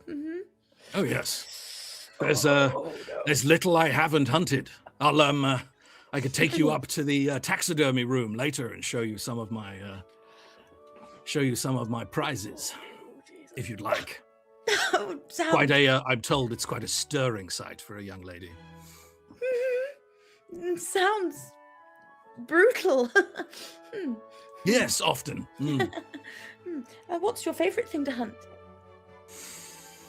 Well, men, but I think that would be my favorite thing too. do you do much? Do much hunting, Eleanor? No, I can't say I have. Well, no, I have a friend who likes to hunt, but they just tend to go for, small creatures, rabbits, mice. You get the idea. Doesn't sound much fun to me. They could pick up something larger if needed. Interesting. So, what do you? No, go ahead. No, you please. What do you? What do you think of the old place? I've not been back in a a little while. Well, it's very beautiful. It feels like a place that's full of secrets, you know? Secrets. Mm. Yes. Yes, well, I'd like to know all of its secrets. I suppose really. Wilfram might like to say that it's secretive, important. He loves his little journals and his little notes, and Writing. makes him feel very important. He likes writing. Coward, of Yeah, course. Of course. Weak. Not strong like you. No. And you don't get on with your brother then? Wilfram, there's not much to get on with. Yes. But back to the secrets of this place. When you were little, when you were growing up here, was there anywhere you particularly liked to sort of, play hide and seek? Maybe chase Wilfram into and give him a good hitting. Oh, there's not a house. There's not a room in this house that I haven't beaten 7 shades out of him in. That's awesome. Oh, those were the days. Oh. You're so fun. I've heard a story. Oh, you have? I like reading. I know it's not the most feminine thing, but occasionally I like to sneak into my father's library and read books. But I heard, with everything going on in Duluth, that there might be some wayward magic here. Oh, God. It wouldn't be true. You'd keep me safe, right? Magic. Yes, if there were such a thing. Yeah. Then, yes, it's very little that I couldn't protect you from. Really? Oh, yes. Mm. I faced it all. But father has some proclivities in that way. He was always interested in that sort of thing. Keeps it all up in his study, especially ever since mother died. But could we go see it? Could you make a roll for me, please? Yeah. I think it's manipulating again, hopefully. Yeah, I like that. Yeah, great. That is a 4. Ooh, okay. I think you were in a control position. Mm-hmm. I think your effect is pretty reasonable in this moment. Mm-hmm. As enticing an offer as that is, I'm afraid Father's butler, Mr. Drummond, keeps the keys to Father's study and other locked rooms in the house. Quite a private man, my father. Yes, I bet. I wish we could go somewhere more private. There are a lot of other people around here. Oh, funny you should say. Mm. And he has led you to the mouth of a hedge maze. Oh, no. Okay. Oh, this is fun, isn't it? How far in does it go? Let's find out. Okay. Oh, I'll run and just start going. You sprint into the hedge maze. Just like run. Arms running. Like, I've also noticed something on my character sheet that I just want to check with you, Pip. Mm-hmm. I have 2 stress, and one of my abilities allows me to do a thing, but it also says, which is also compelled to howl like a wolf for every 2 slots of stress you fills. Mm-hmm. And I'm not sure if that's just when I do the other thing that I'm doing, or that's on the sheet, Oh, or whether that very is interesting. whenever I feel 2 slots of stress, Just where I have to be all like, the time. oh, yes. Great question. I don't want to do too much reading of a. some of my special abilities. I think if it's under a It special does say ability, for it's every when 2 you- slots of stress you fill. But it's also connected. But it is also to that connected. thing. So I if don't you know. use that ability, maybe you have to I howl. think it's if you use that ability. Yeah. I Or Pip wants me to start if howling, that's that's- no, look, if that's where you guys want to go with it, then that's fine. My read of that is you can do that whenever you like when you spend stress, but every 2 points of stress you spend, just generally, you got to howl like a wolf. Okay. Oh, In which case, I think at this moment she realizes that she's running into a maze, Mhm. and just everything gets a little bit overwhelming, and she's just like, oh! She just sort of runs away As from you it. charge into the maze, I don't think she's howling like a wolf. Make a little luck roll here. Oh no. Yeah. Is he going to shoot? As you dash into the maze, you hear behind you, "Well then, the hunt is on!" And he runs after you. And I think maybe that's where we'll take a break. Yeah. Holy fuck. Oh dear. Oh. Incredible. Oh dear. Well Wow, as we recover ourselves from that dramatic first half, and before we go on a break, we do, of course, have the traditional RPGeeks lore drop, Hell yeah. where we sprinkle Sprinkle a some little lore. smattering of lore for you, for the enjoyment Yes, of your a smattering brains. of lore. And today, I believe we have Fiona. Hiya, it's me. Yes, it's not come up yet, but I was thinking of Regency stuff, and obviously we have a mass ball, but often when we see like Bridgerton and similar ilk stuff, we have fans. And I, on one of my trips back to the UK, I went to the Fan Museum in Greenwich, which I absolutely recommend everyone to go to. It's in London. It's in Greenwich. It's £5 to go in. An afternoon well spent, I will say. They've got some amazing exhibitions on. And I thought it was just really interesting that there's a language of fans. Now, I will say, I don't know how true such a language of fans is, but this is from the Sotheby's website, whereby a fan maker in 1827 published a leaflet to explain the language of fans and the uses behind them. So I've got a fan to demonstrate, of course, because otherwise, why would I bother? If you carry the fan in your right hand in front of the face, it's supposed to say, "Follow me." If you do it in the left hand, it is desiring of an acquaintance. Placing it on your left ear is, "I wish to get rid of you," which I like as a lot, like, fuck off, essentially. Drawing it across the forehead is that you have changed. So, like, putting it across there. Twirling in your left hand, as much as one can twirl, is "you have changed." Oh no, so we are being watched. Sorry, you are being watched. Oh, I like that. That's right. Some other ones you might, I am sorry is drawing across the eyes, so like I am sorry, I think is something like that. Presented shut, so if you're presenting it to someone, is "Do you love me?" according to this thing, which I thought was very interesting. Scandalous. And then like resting it on the cheek, so the right cheek is yes, no for the left cheek. And then if you open it up, so like this, you can fan slowly. I don't have one. Oh, damn you! Somewhere. man. There's definitely one in the house. I know I've got one somewhere. I just don't know where it is. If you fan slowly, it says "I am married." If you fan quickly, it's "I am engaged." Apparently, which I thought was quite fun. How do I say I'm single? I don't. Fan. You don't have a fan. I think that's the thing. And the final one I want to say is with the handle to the lips. So like this, it is to "Please kiss me." So there you go. Oh, that's nice. So there you go. So you've got some. Ooh, I'm opening it the wrong way.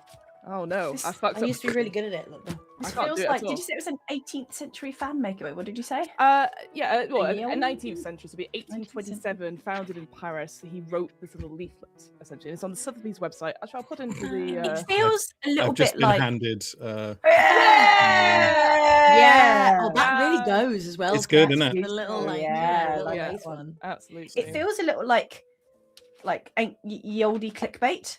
Like, if you don't know these 10 signs of what your fan Right. means, then you're What your being, fan like, left out of movements say about society. you. And he's just like Yeah. bullshit, like, yeah, it means this. And everyone's like, oh shit, I need to know this. I need to know this. Buy the leaflet. Yeah, exactly. Yeah, Well, pretty like sure that's what another fan one makers do. here I can see is placed behind the head is "Don't forget me."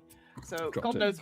Yeah, Why would you need to say that? I Just don't say, know. say that. But again, Be like, I don't forget me, you dickhead. Yeah. but the interesting thing is obviously because a lot of the times, like certainly women weren't allowed to like have conversations with men alone, so that's why they use fans to do these sort of things. Because you would obviously be in company of men. But I'll be honest, I feel like the only people that would know the language of fans be the women. would be women going like, Yeah. you'll be like, "Fuck off. I'm married." Like, I don't know. Like, like you're But doing maybe sort it's of like the semaphore, I don't know. thing in, you know how like in a club you can like look at your friend and like just look at them and they know what you mean just by the way you're like, or either like "Save me" or mean, like, "No, I'm good." "Don't Like you forget can me." go and Yeah. so maybe it was that. Maybe they were using it to be like, We are being "No, I'm going to stay with this guy." Like, Yeah. There's one here that says that you have it open and you shut it is "You are cruel." which I quite like as well. Oh, You just shut it instantly and you end the conversation. So there you that's go. good. I like that. Yeah. So yeah, so that's I the like language of fans. Like I did the briefing, but I will highly recommend if people are in London, in Greenwich, go see the Fan Museum because they have. When I went, they had an exhibition on biblical fans, where basically I appreciate it's not a biblical fan, obviously it's a D20 fan, but they would have like pictures. It's like, you know, if you have a cap, like a cap or a t-shirt where you could have like slogans on. These are the same thing that you could advertise things on. And a lot of the time in the Victorian era, you would have like stories of the Bible on it to show how pure you were.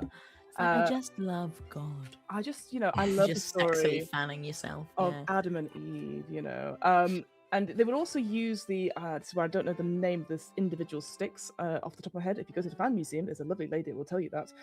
But they would have them carved in, so you'd even have stories in the individual spokes as it were, as well. So if you got bored, you could read your fan. Well, I mean, it's a quick story, perhaps, two sides, perhaps, but there you go. So that's the secret language of fans. And That's Wow. really cool. Thanks. Thank you, That Fiona. is excellent. no worries, Love absolutely. that. Don't Oh. forget to come back after the break Yeah. and being watched of us. Watch us. Yeah. The other thing we should say is, did we say this is a 2-shot? Yes. This is a 2-shot. Like, because Oh, people I are didn't saying, say. what a lovely 1-shot. And I'm like, it's not a 1-shot. It's a 2-shot. We're doing it again that. next No, week. we're doing it again. We're coming back for more.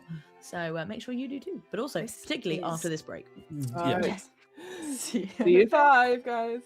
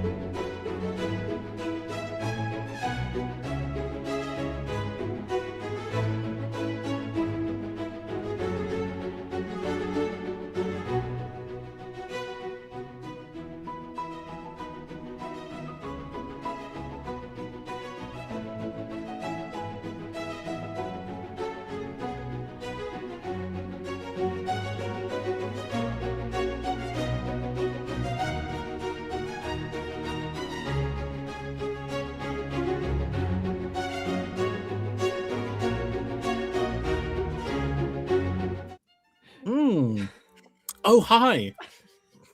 Welcome. Welcome back, everybody. We saw you from across the bar, and we really liked your vibe as an audience. Hello.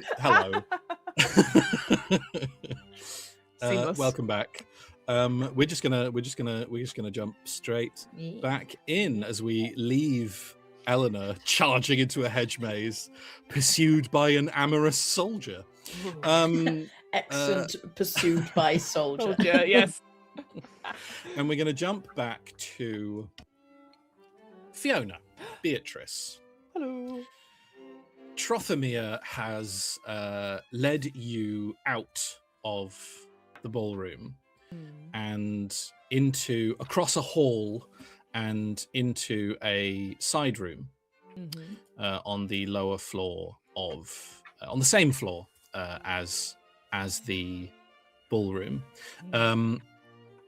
He opens the door, it's not locked, and steps into this beautiful sort of yew wood coloured, like panelled room. It's a kind of smoking room. There's sort of chairs, chaises, a few tables around. Large, got the cops going past my house. They're coming. Large windows, which are with sort of heavy curtains pulled closed. And he sits down, you see him like reach into, as he sits down, he reaches into a little pocket and he opens a little, like, it's a little tin of something in his hands. And just he's hiding it from you, but he isn't hiding it from you, if that makes sense. And he takes something out and just pops it in his mouth, and the tin then just sort of disappears. Okay. So, Miss Gland Mickleforth, your game, how do we play? Oh, well, I must admit I've been a bit naughty. It's one of my own devising. I thought we could do a bit of a play test.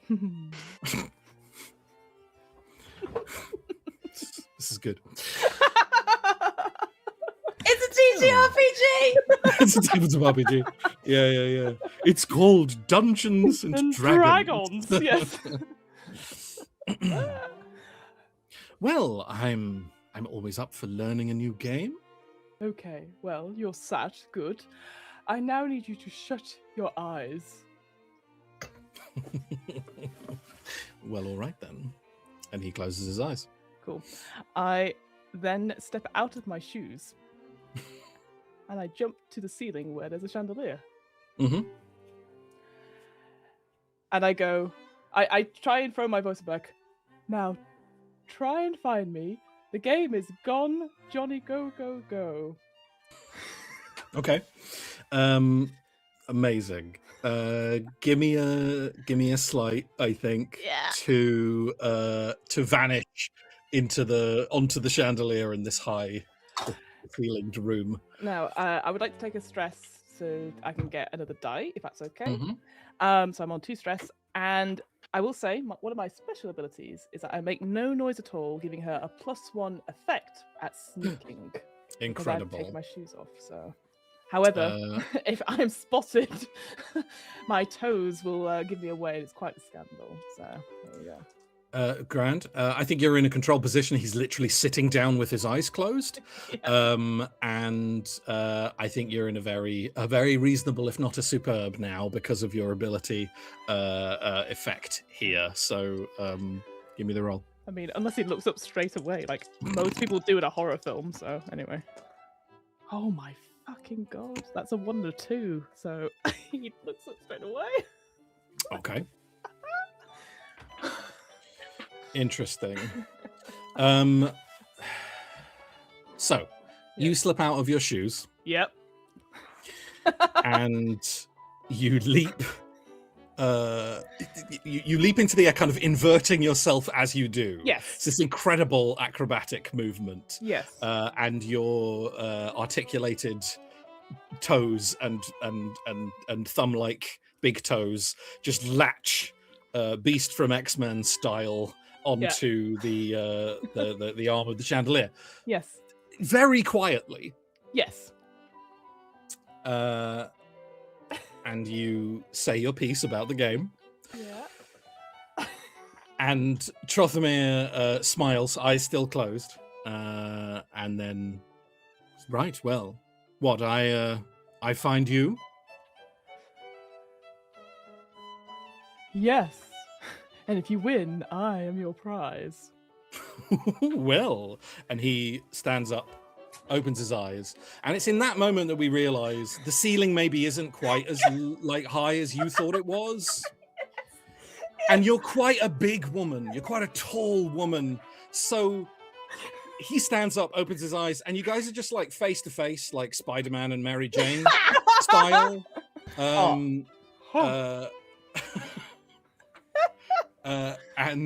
And he Calls the he master. just yeah.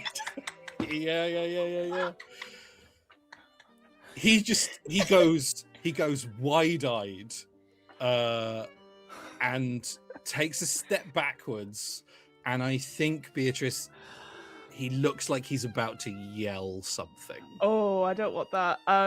I will use one of my feet to grab his throat and pick him up. Okay, grand.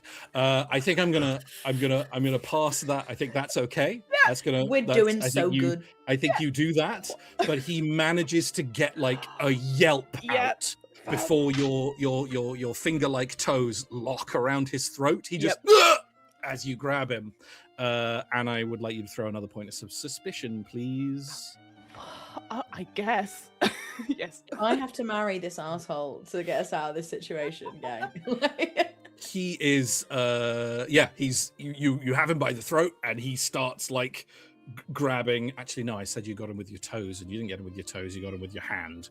A hand. You grab him with your hand. Look, they're all the same kind of limb, really, for Beatrice.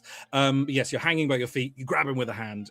He starts thrashing and like trying to sort of like grab your arm. I think it's then that he realizes that the beautiful kind of like almost sort of ermine sleeves that you're wearing aren't sleeves and are your hair. And he starts clearly panicking and like flailing at your arm. What are you doing, Beatrice? I'm like, shh. Shut up. Now, listen here. I am being very reasonable right now, but I have to know, and I'm going to shake him at this point. What have you got to do with the blood cult? And I'm just going to shake him. Marvelous. I think this is risky because you're hanging upside down from a chandelier, throttling a man. But you are hanging upside down from a chandelier, throttling him. So I think your effect here is quite reasonable because he's afraid. That's right. Yeah. I think this is a brawn then, probably. I think a brawn works. You know what? I'm very stressed. I'm gonna take another stress to roll 2 because I'm just more than. Okay, a 4, so a mixed success. Perfect. He when you say blood shrine, he's still great. He doesn't let go of you, but he stops thrashing. And his eyes go his eyes go very wide. He's still having trouble, like he can't quite speak because you're choking him. But his eyes go very wide.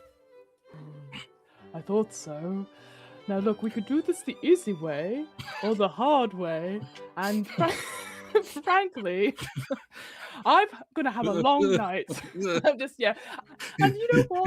This is the first time I've had a private conversation, so I'm gonna get a lot of scandal. I'm just and basically like, look, if you want to get out of this with your head, you're gonna tell me everything you know about the blood shrine.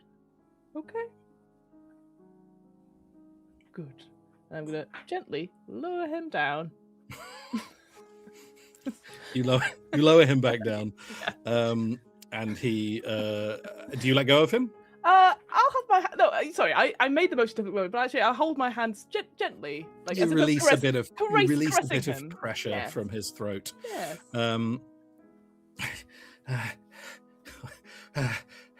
This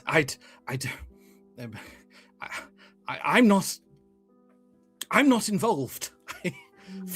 Father doesn't trust me with that kind of thing. But he wrote it all down. He wrote it all down in a book. I'm sure I could.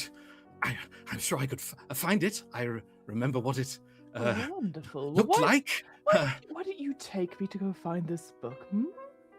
I will slowly descend from the without letting go of his neck. You just kind of very Doc Ock style, just like down. I'm like, that sounds wonderful. I do love a good book. Horrified, he nods, and you. Well, I go 1 moment, and I put my shoes back on quickly. Yeah, he looks down. He does look down in horror. As you, because I think your feet were kind of up in the darkness. Yes. And as you come down, he sees your sort of splayed monkey-like feet land and slip delicately back into your dainty shoes. And if anything, what I do, I then with my other hand, I bring up his chin and go, "That's for later," and then I follow him out. Terrified, horrified, but leading you elsewhere within the house. Got the boob guy, got the foot guy. Exactly. Got to work out what Again, I didn't do this. This was you. No, you've made it very clear, but we understand. Yeah.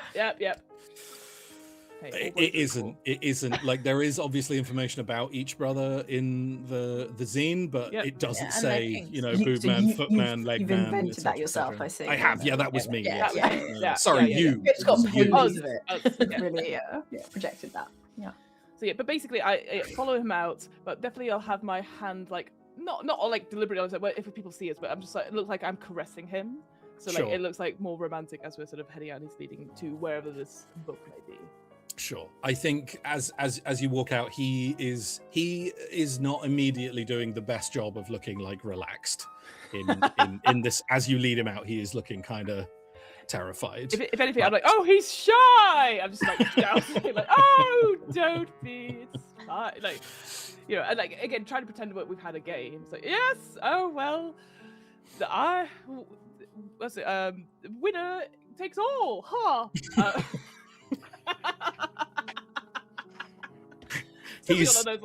He's doing like save me, but with his eyes only.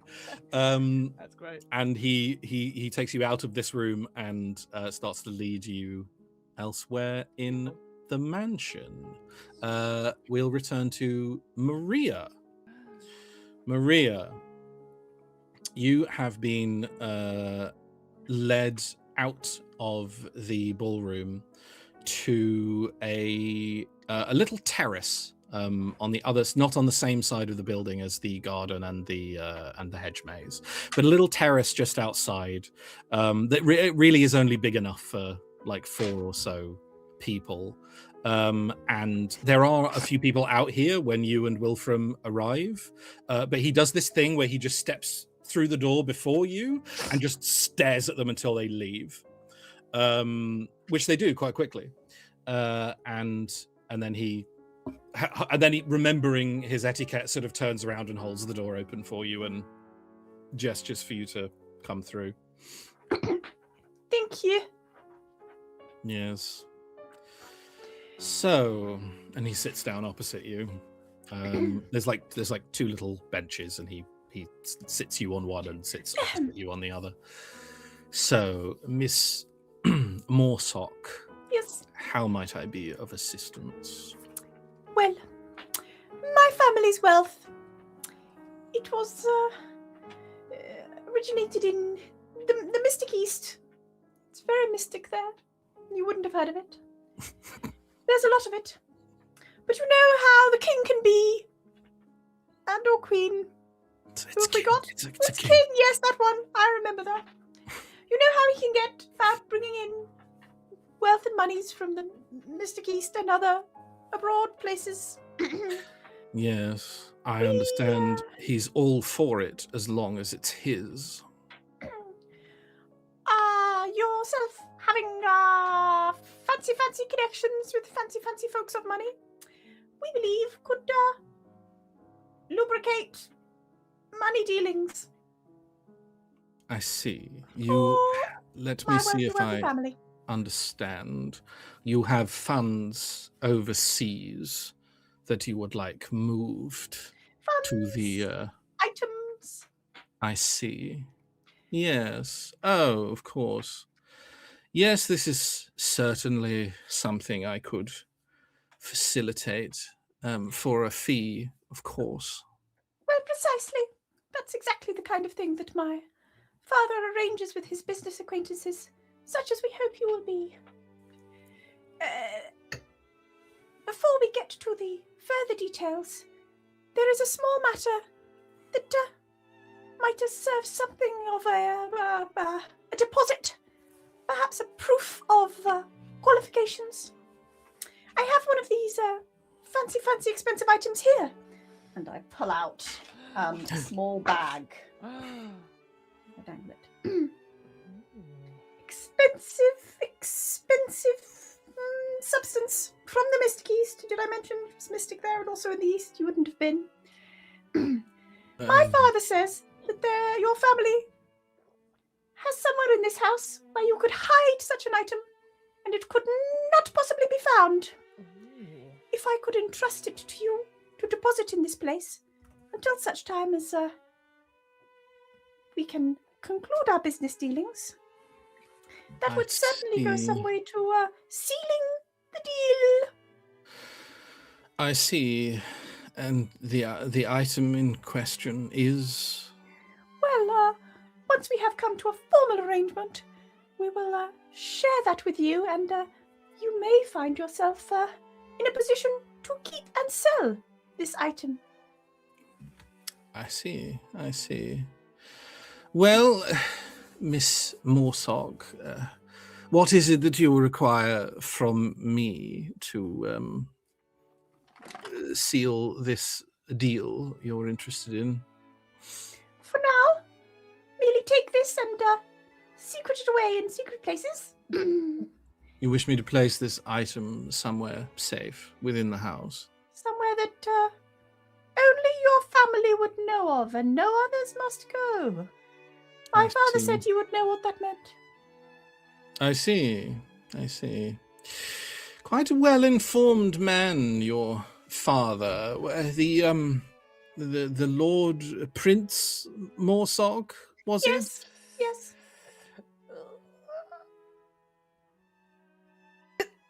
A prince abroad in the East. That's why you haven't heard of him. Of course.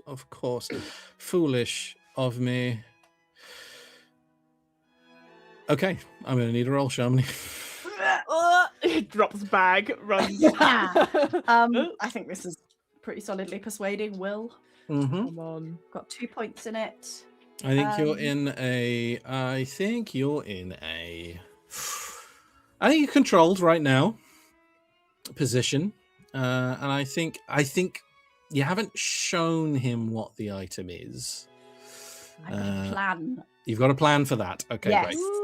Well, all right. It doesn't help me right now, but it will maybe help. I'm going to say reasonable effect, I think. Yeah. So the item is one of my hidden objects, but I don't. But you don't want to say what it is yet. I don't want to use the effect of it yet because that's understood. If this works, you want me to take it first? I understand. Here's the improv game tip. Take this. Take this. Explode it later. Now deal with it. Yes. So I'm going to roll. Will. Absolutely. Come on. This is fine. This is good.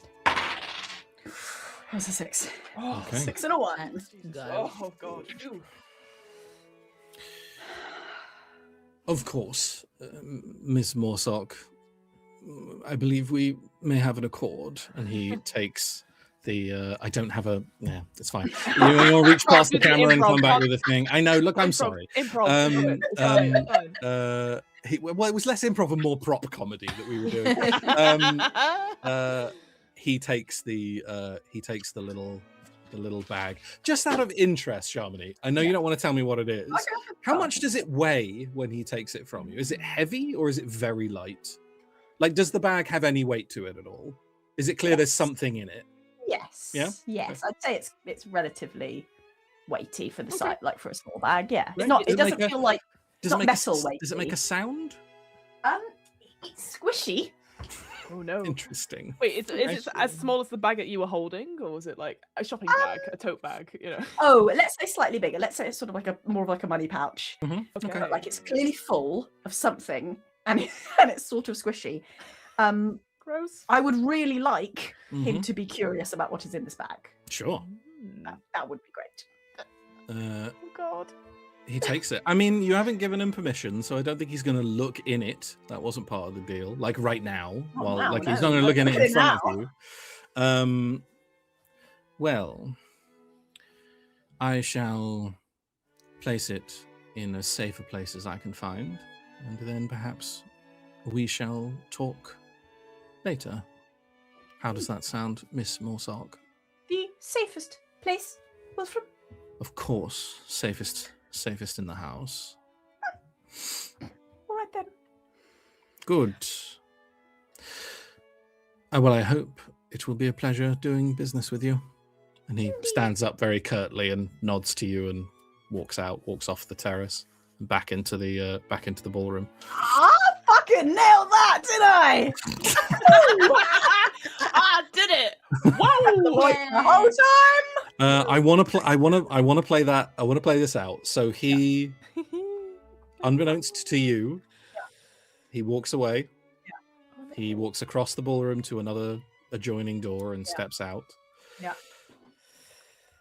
He walks up the stairs, a flight of stairs within the house. Yeah. And he walks towards a painting on one of the walls. It is here that he looks around to see that he is alone and opens the bag and looks inside. What does he find? A sort of semi-transparent bladder filled with something. Oh no. One of my special items. I went to your special items You to were see what they would be, that one. and I was like, I bet it's that one. And it is. Not as clever as I've made it out to sound, but I'm hoping something will go Okay. right. Yeah. But the bladder is currently sealed, so you can't really see what's in it, but something squishy. Okay. Weird. Like, do you want him to open it? I want him to open it in the most useful place for me to open it, and then I want it to leave a little trickly trail of muck everywhere, but it might not. Here is fine. He can open it. This is quite useful, I see. assuming that he has gone to a Oh, semi-useful place. interesting. Yeah. Okay. I want him to cause a mess that I can find later. Yes, absolutely. This is, shall I reveal? This is my bladder filled with horrible glue. Horrible glue. Useful What item. horrible glue. Horrible glue, and it's gonna get. I want it It's all gonna be on over his him. hands, Yeah. and therefore it's Um, gonna, like it's gonna be everywhere. Like it's just gonna drip off his hands. Yeah. But he's gonna have He to, looks like, he looks at this, and it literally a bladder being a a cured and cleaned organ of Yeah. an animal. He narrows his eyes looking at it, and I'm imagining it with like a stopper in the top of it, like a all right, yeah. rubber Actually, stopper I or was imagining it cork, or sort of like sealed, like glued shut, and he'd have to like pierce it, thus being unable to avoid the mess. interesting. He looks down at it, and curiosity does get the better of him. He reaches into a pocket and he comes out with a very thin little sharp. It's probably a letter opener, but it does kind of look like a stiletto knife, like very thin. Not surely it's a decorative letter opener, but it does look quite small and sharp and murdery. And he very, very gently pierces the just in along a seam where it won't be noticed, the edge of the bladder. How pressurized do you think the contents of this bladder are, Sharmini? I mean, obviously, I'd love them to be pressured. Whether we have the technology in this time It's actually it's vibrating. That's what it's doing. It's vibrating right now. It depends how carefully balanced he is. I feel like maybe it depends on his.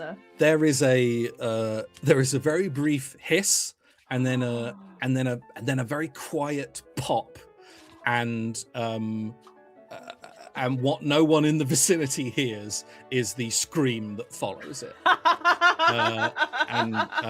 I'm going to move away from Maria at this point. Goodness. It's fine. Eleanor, you are rushing into a hedge maze. Branforth has given you a little bit of a head start. That's fine. And is chasing after you. Great.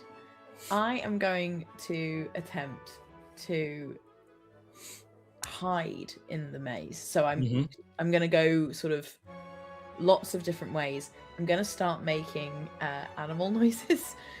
So one of Eleanor Greenwood's special abilities is Greenwood can captivate, delight, or terrify by mimicking the noises of nearly any animal. But and then that's deep. But is also compelled to howl like a wolf for every 2 slots of stress she feels. So she runs off going, "Ooh!" And then as she like runs in, she starts going like, "Cuckoo, cuckoo," and then it just throwing your voice with animal noises. Yeah, just throwing random animal noises, particularly like bird noises, and then anything that sounds like maybe like a little wolf growl as well, like a. I can't do it. Like they slowly get bigger and bigger. And then she's going to sort of dart back, and then she wants to get to as close to the center, hopefully, if she can, as possible. Okay. And sort of hide in wait for him there. Amazing. What are you rolling for that, do you think? That's a really great question. I mean, it still feels like sleight. I feel like I'm saying sleight for everything. It's okay. But it says sneaking under sleight, and it feels I think like manipulating and that kind of thing. And you're trying to lead him to the center? Yeah, I want him to lose get him, to, right? I want him to get to the center. I want to make sure I can get there and be hidden before Absolutely. he gets there. All right, that sounds good to me. Give me the sleight. I think you're in a risky because you're being chased through a maze. But I think this is a reasonable to superb effect. I think this is good. Oh, come on. It's 2 3s. Okay. You charge through the you're charging through the maze. You're throwing animal noises out left and right. Hey. We're doing bad animal noises. These animal noises are perfect. Yes, they are.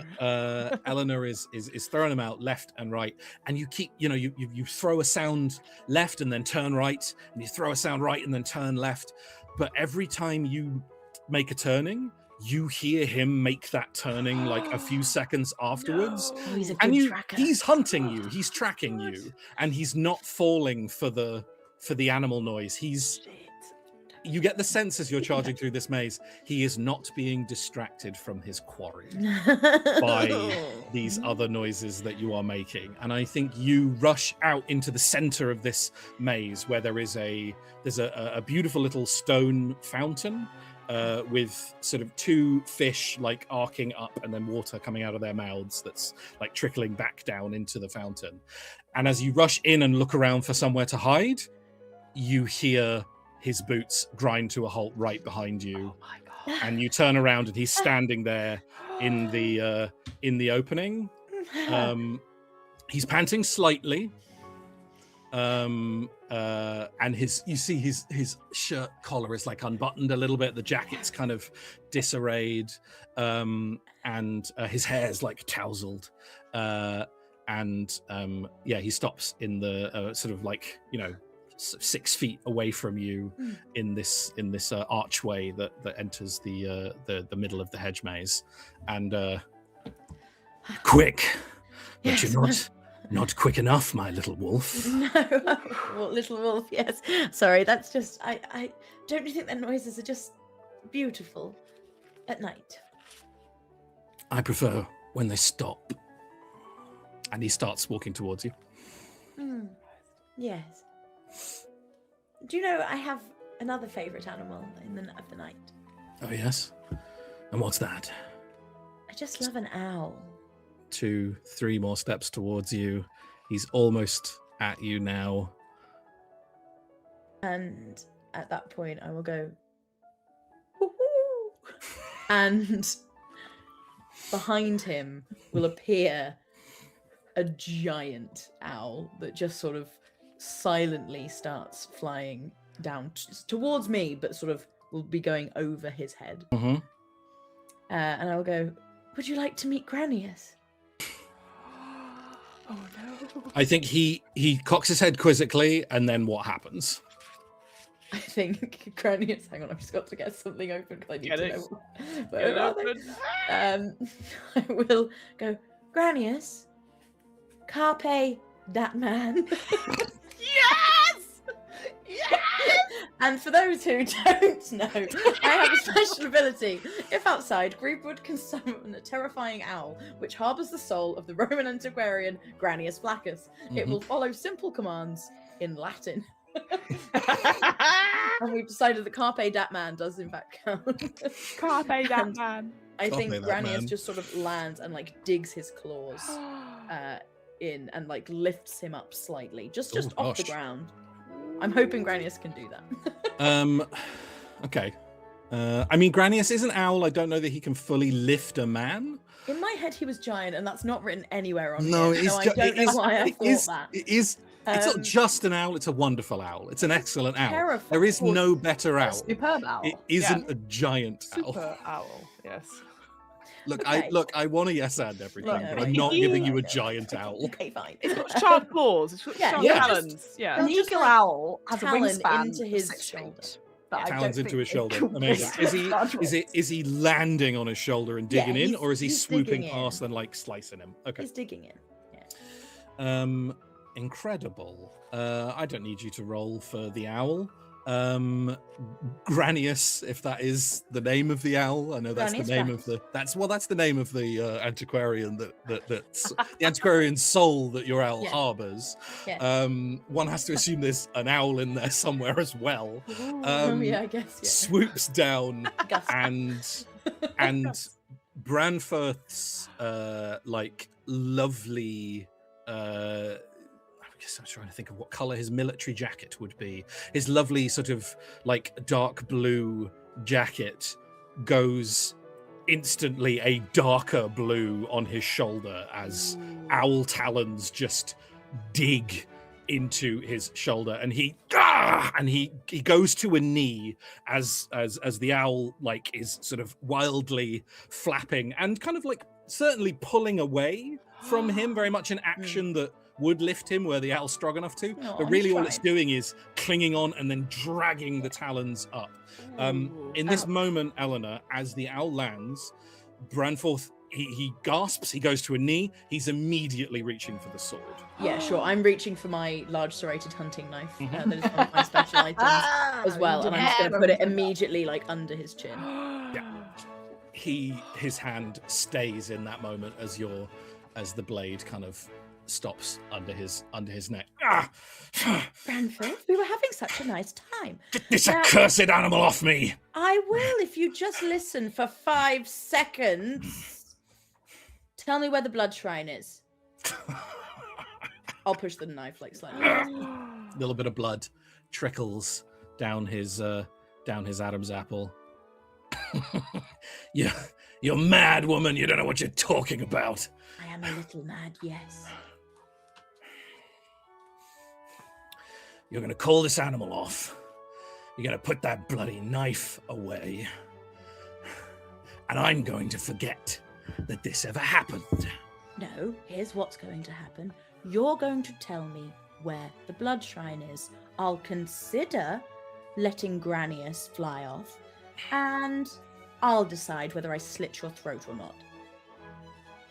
Give me a roll. Come on.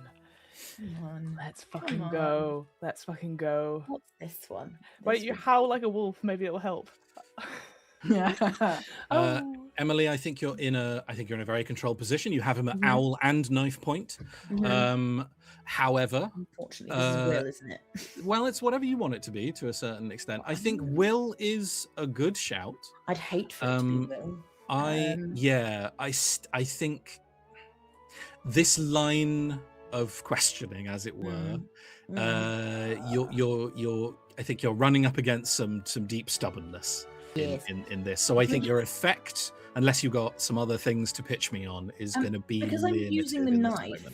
Yes, you know what? I think it does. It doesn't give you an extra dice, but I think I'll up your effect to reasonable because you did use an item. And Granius, so just a flat roll. Yeah, for bullying, I guess. Yeah, unless you want to spend some stress on top of it.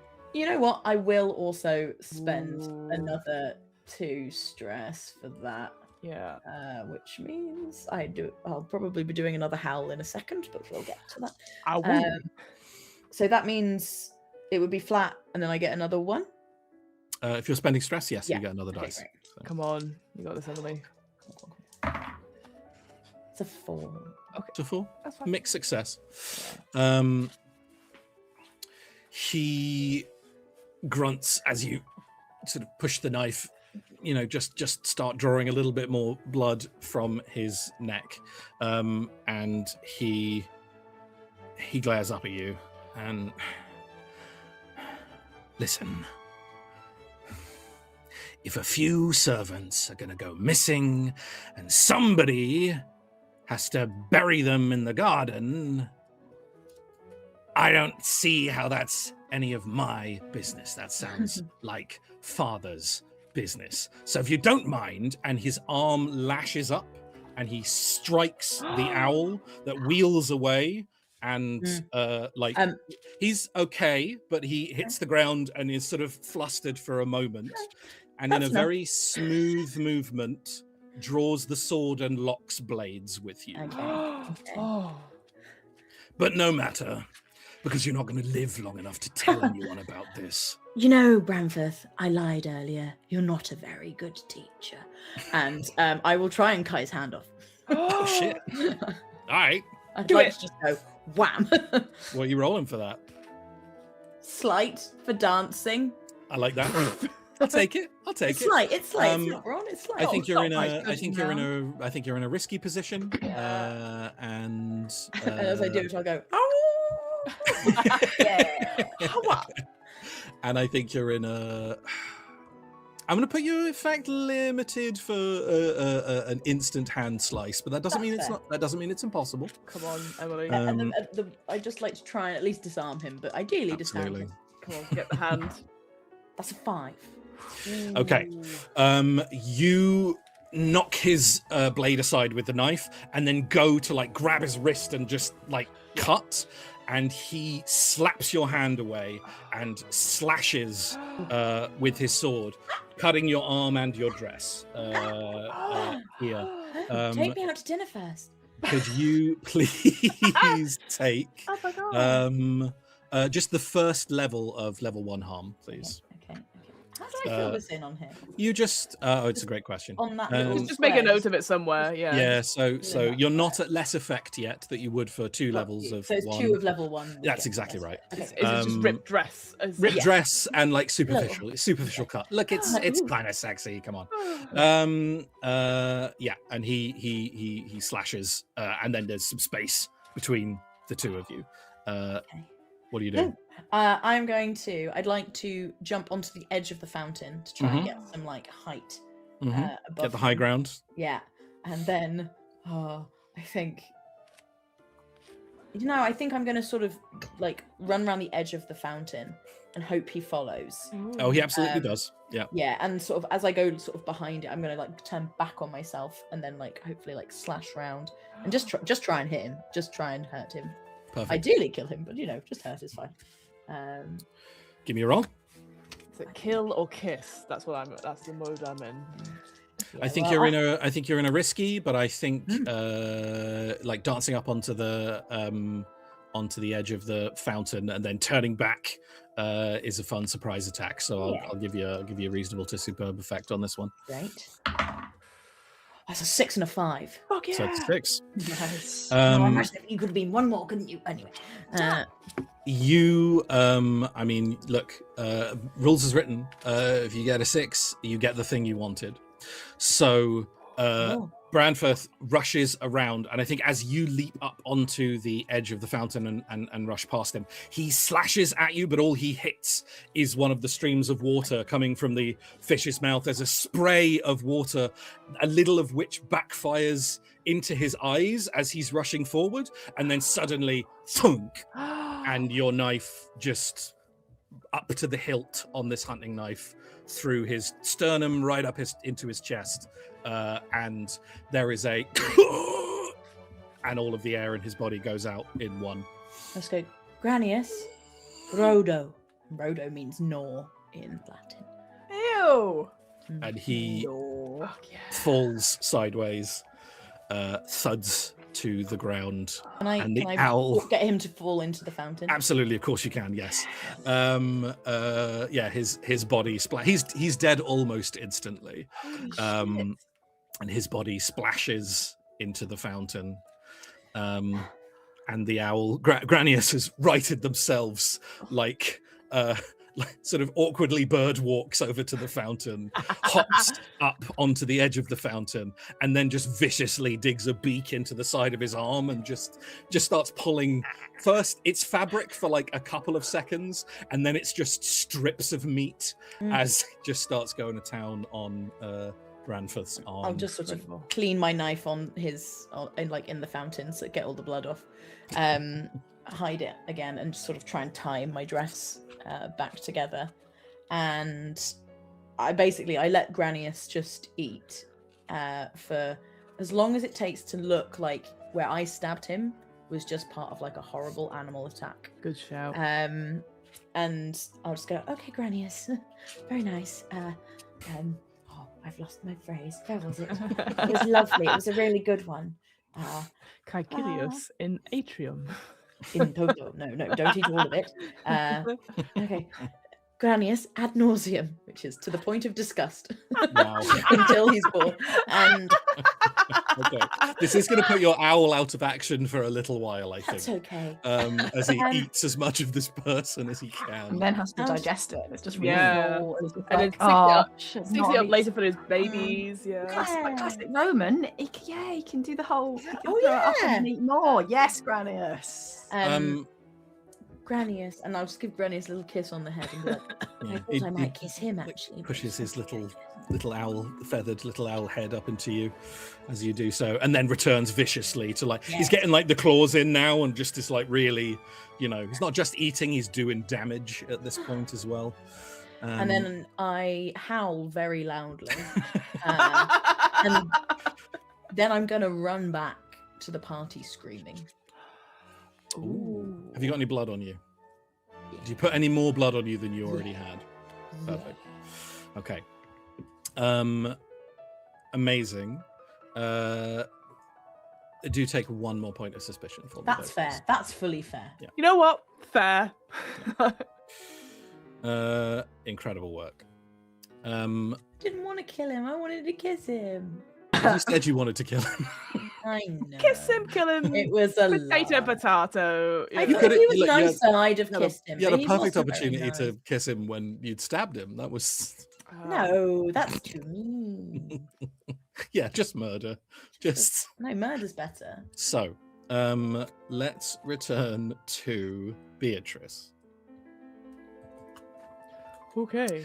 Trothomir has led you to a little library Oh. on the same floor as the ballroom. You've gone down a few corridors and a sort of a long gallery, and you've arrived at the library. And he pushes the door open and looks inside. Seems slightly disappointed that there isn't anyone in here, and then steps inside. So one question, Pip, because I realized I hadn't. So it's 2 stress to push yourself, right? Yes, So that's correct. Yeah. I am at max. Oh no! So what does that mean? Gosh, The- you've been pushing oh, yourself no. a lot. Oh no. Rules is written, you now can't perform actions that incur stress, Super. and I need you to take an aberrant behavior. Sweet. Well, I'll read them out for you. So we have unwarranted aggression, Mhm. reckless audacity, Mhm. gleeful cruelty, haunted silence, and chaotic. Oh god, I can't say this word. Vacillation. Vacillation. I do not know what vacillation means. I feel So like we've all to got a lot of those already. Yeah. yes, my understanding of that is to vacillate between different emotions. Oh, absolutely. I'll take chaotic vacillation then. Great. Let's do that. Cool. All right. He leads in, and then as soon as I go into the room, I start crying. Oh, I'm so sorry. I'm all overcome. It's so stressful when, you've got a big mission, and I just fucking find the book. Yes. Oh! I scream.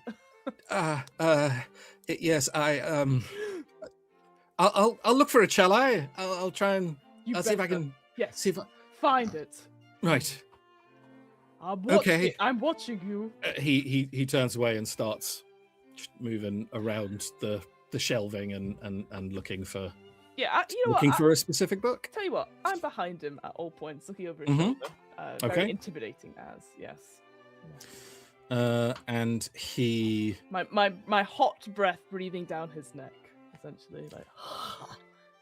back and forth among shelves, and he's pulling books out, and oh no, that's not it. Looking everywhere for this Come book. on, man, find the book. Yes, I know. I'm looking. Hmm. And then he comes to a one of these sets of shelves. Reaches up, slides the volume out, and then behind it, like set flat against the wall where these other books are kind of pressed in, is a notebook. And he reaches through and pulls it out, and yes, here it is. I hope it makes you feel better. And he hands it to you. I'll open it, and look inside. Yeah, as you open it to look inside and take your attention off him, he does bolt, like for the door. Ooh. Yeah. Could I use my tail Mhm. to trip him up? I'm sorry, you're what? My tail. it comes out under You thought me my having a big owl was weird. yeah. Basically, underneath my big skirt, a sort of big, dowry, prehensile tail extends, and I just want to trip him up. It says I can add one effect to any checks using evolving balance. I can use it to pick up small objects for reasons of so-called propriety. It's best because it's best. Yeah, it's look concealed. Yes. People might take umbrage if you get your tail out on the dance floor. Okay. Yeah. What are you rolling for that? Great question. I feel like I feel like this is more of a sudden quick trying to stop him. So I do think it's brawn. I feel like it's a quick. Okay, yeah, I could do a brawn. I think that's just fine by me. I think you're in a. Just, it's not risky necessarily to your life and limb. More risky to his life and limb in a way. Yes. But it is a sort of contested moment, so I will say risky position. But I think your effect for using said tail is going to be elevated to a superb. I think you're well versed in grabbing and tripping things and people with this tail. Well, we'll hope so, because I don't have any stress left. So it's a 1 dice on this. So we'll find out. Oh, fuck! It's a 3. So okay, gets away. Well, not necessarily. But your tail whips out to trip him. And you hit his ankle with just slightly more force that you were kind of intending to put an obstacle in his way for him to trip on. Oh no. With the brawn, I think there's just a lot of force behind it, and you actually swat his legs out from under him. Oh shit. And he flies forward, and his head just smashes into the edge of a table, Okay. and he slumps onto the ground, completely motionless. Are we gonna kill all the brothers by the end of the first step? Yeah. I sort of look at him and go, well, why did you go and do that? Why did they always lose me? And then I read into the book. You turn away back to the book as he does not respond, and a pool of blood begins to spread from. He doesn't move and is pretty obviously dead to any outside observer. Okay, cool. Cool. But you do open up this book, and as you leaf through it, a lot of it is pretty indecipherable to you, Beatrice. Like, it starts as a journal, and it's quite a dull journal of the everyday sort of comings and goings of Buckleridge Manor. You do see that it mentions Lady Kelmorton on multiple occasions, just in what she, conversations had with her and where she's off to this weekend and that kind of thing. And at a certain point, she stops being mentioned. And when she's mentioned again, she's mentioned in the past tense. Interesting. Does it say can I discern who's writing it? Or is it all in cipher? From the start, it's Lord Kirkland Kelmorton's journal. Of course, yes. Oh, shit. Okay. And from there, it begins to kind of descend, and you see even the handwriting becomes very strange and strained, and starts mentioning her out of context a lot, and then her name is just being written in the margins in various little points, and you realize like the lettering that he's written starts looping up over itself and repeating in these like weird little spiraling patterns that start to, and then the book just becomes that, and her name just sort of starts curling across all of the pages, and then it stops even.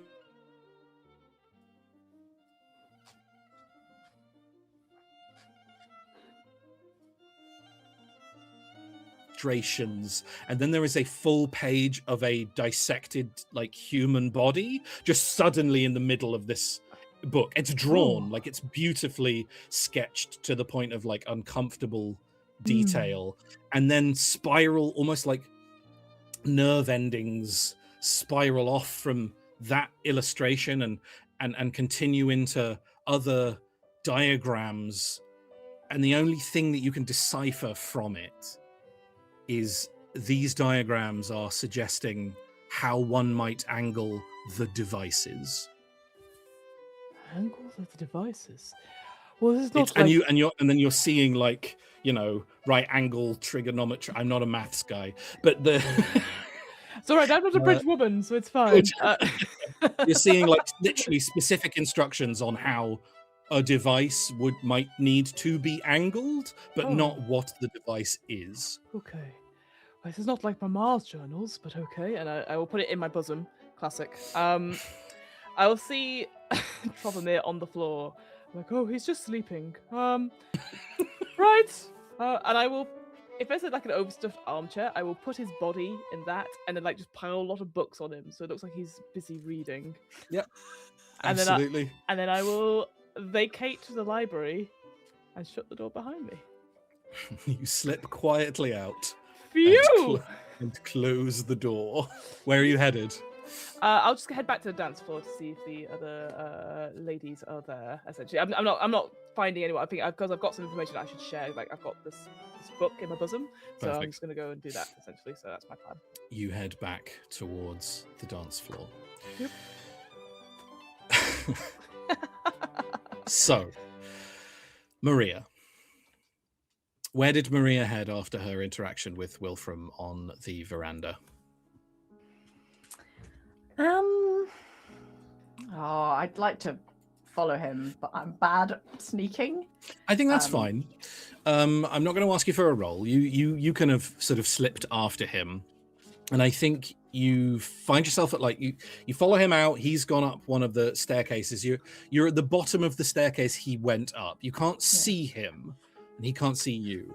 But what you do hear is the noisy pop of the bladder in the bag that you held, and Wilfram's God, good Lord, gosh, and you hear him like stumbling down the stairs. Ooh. I think I shall hide because I want to see where he was going more than I want to talk to him. I don't need a roll from you to hide.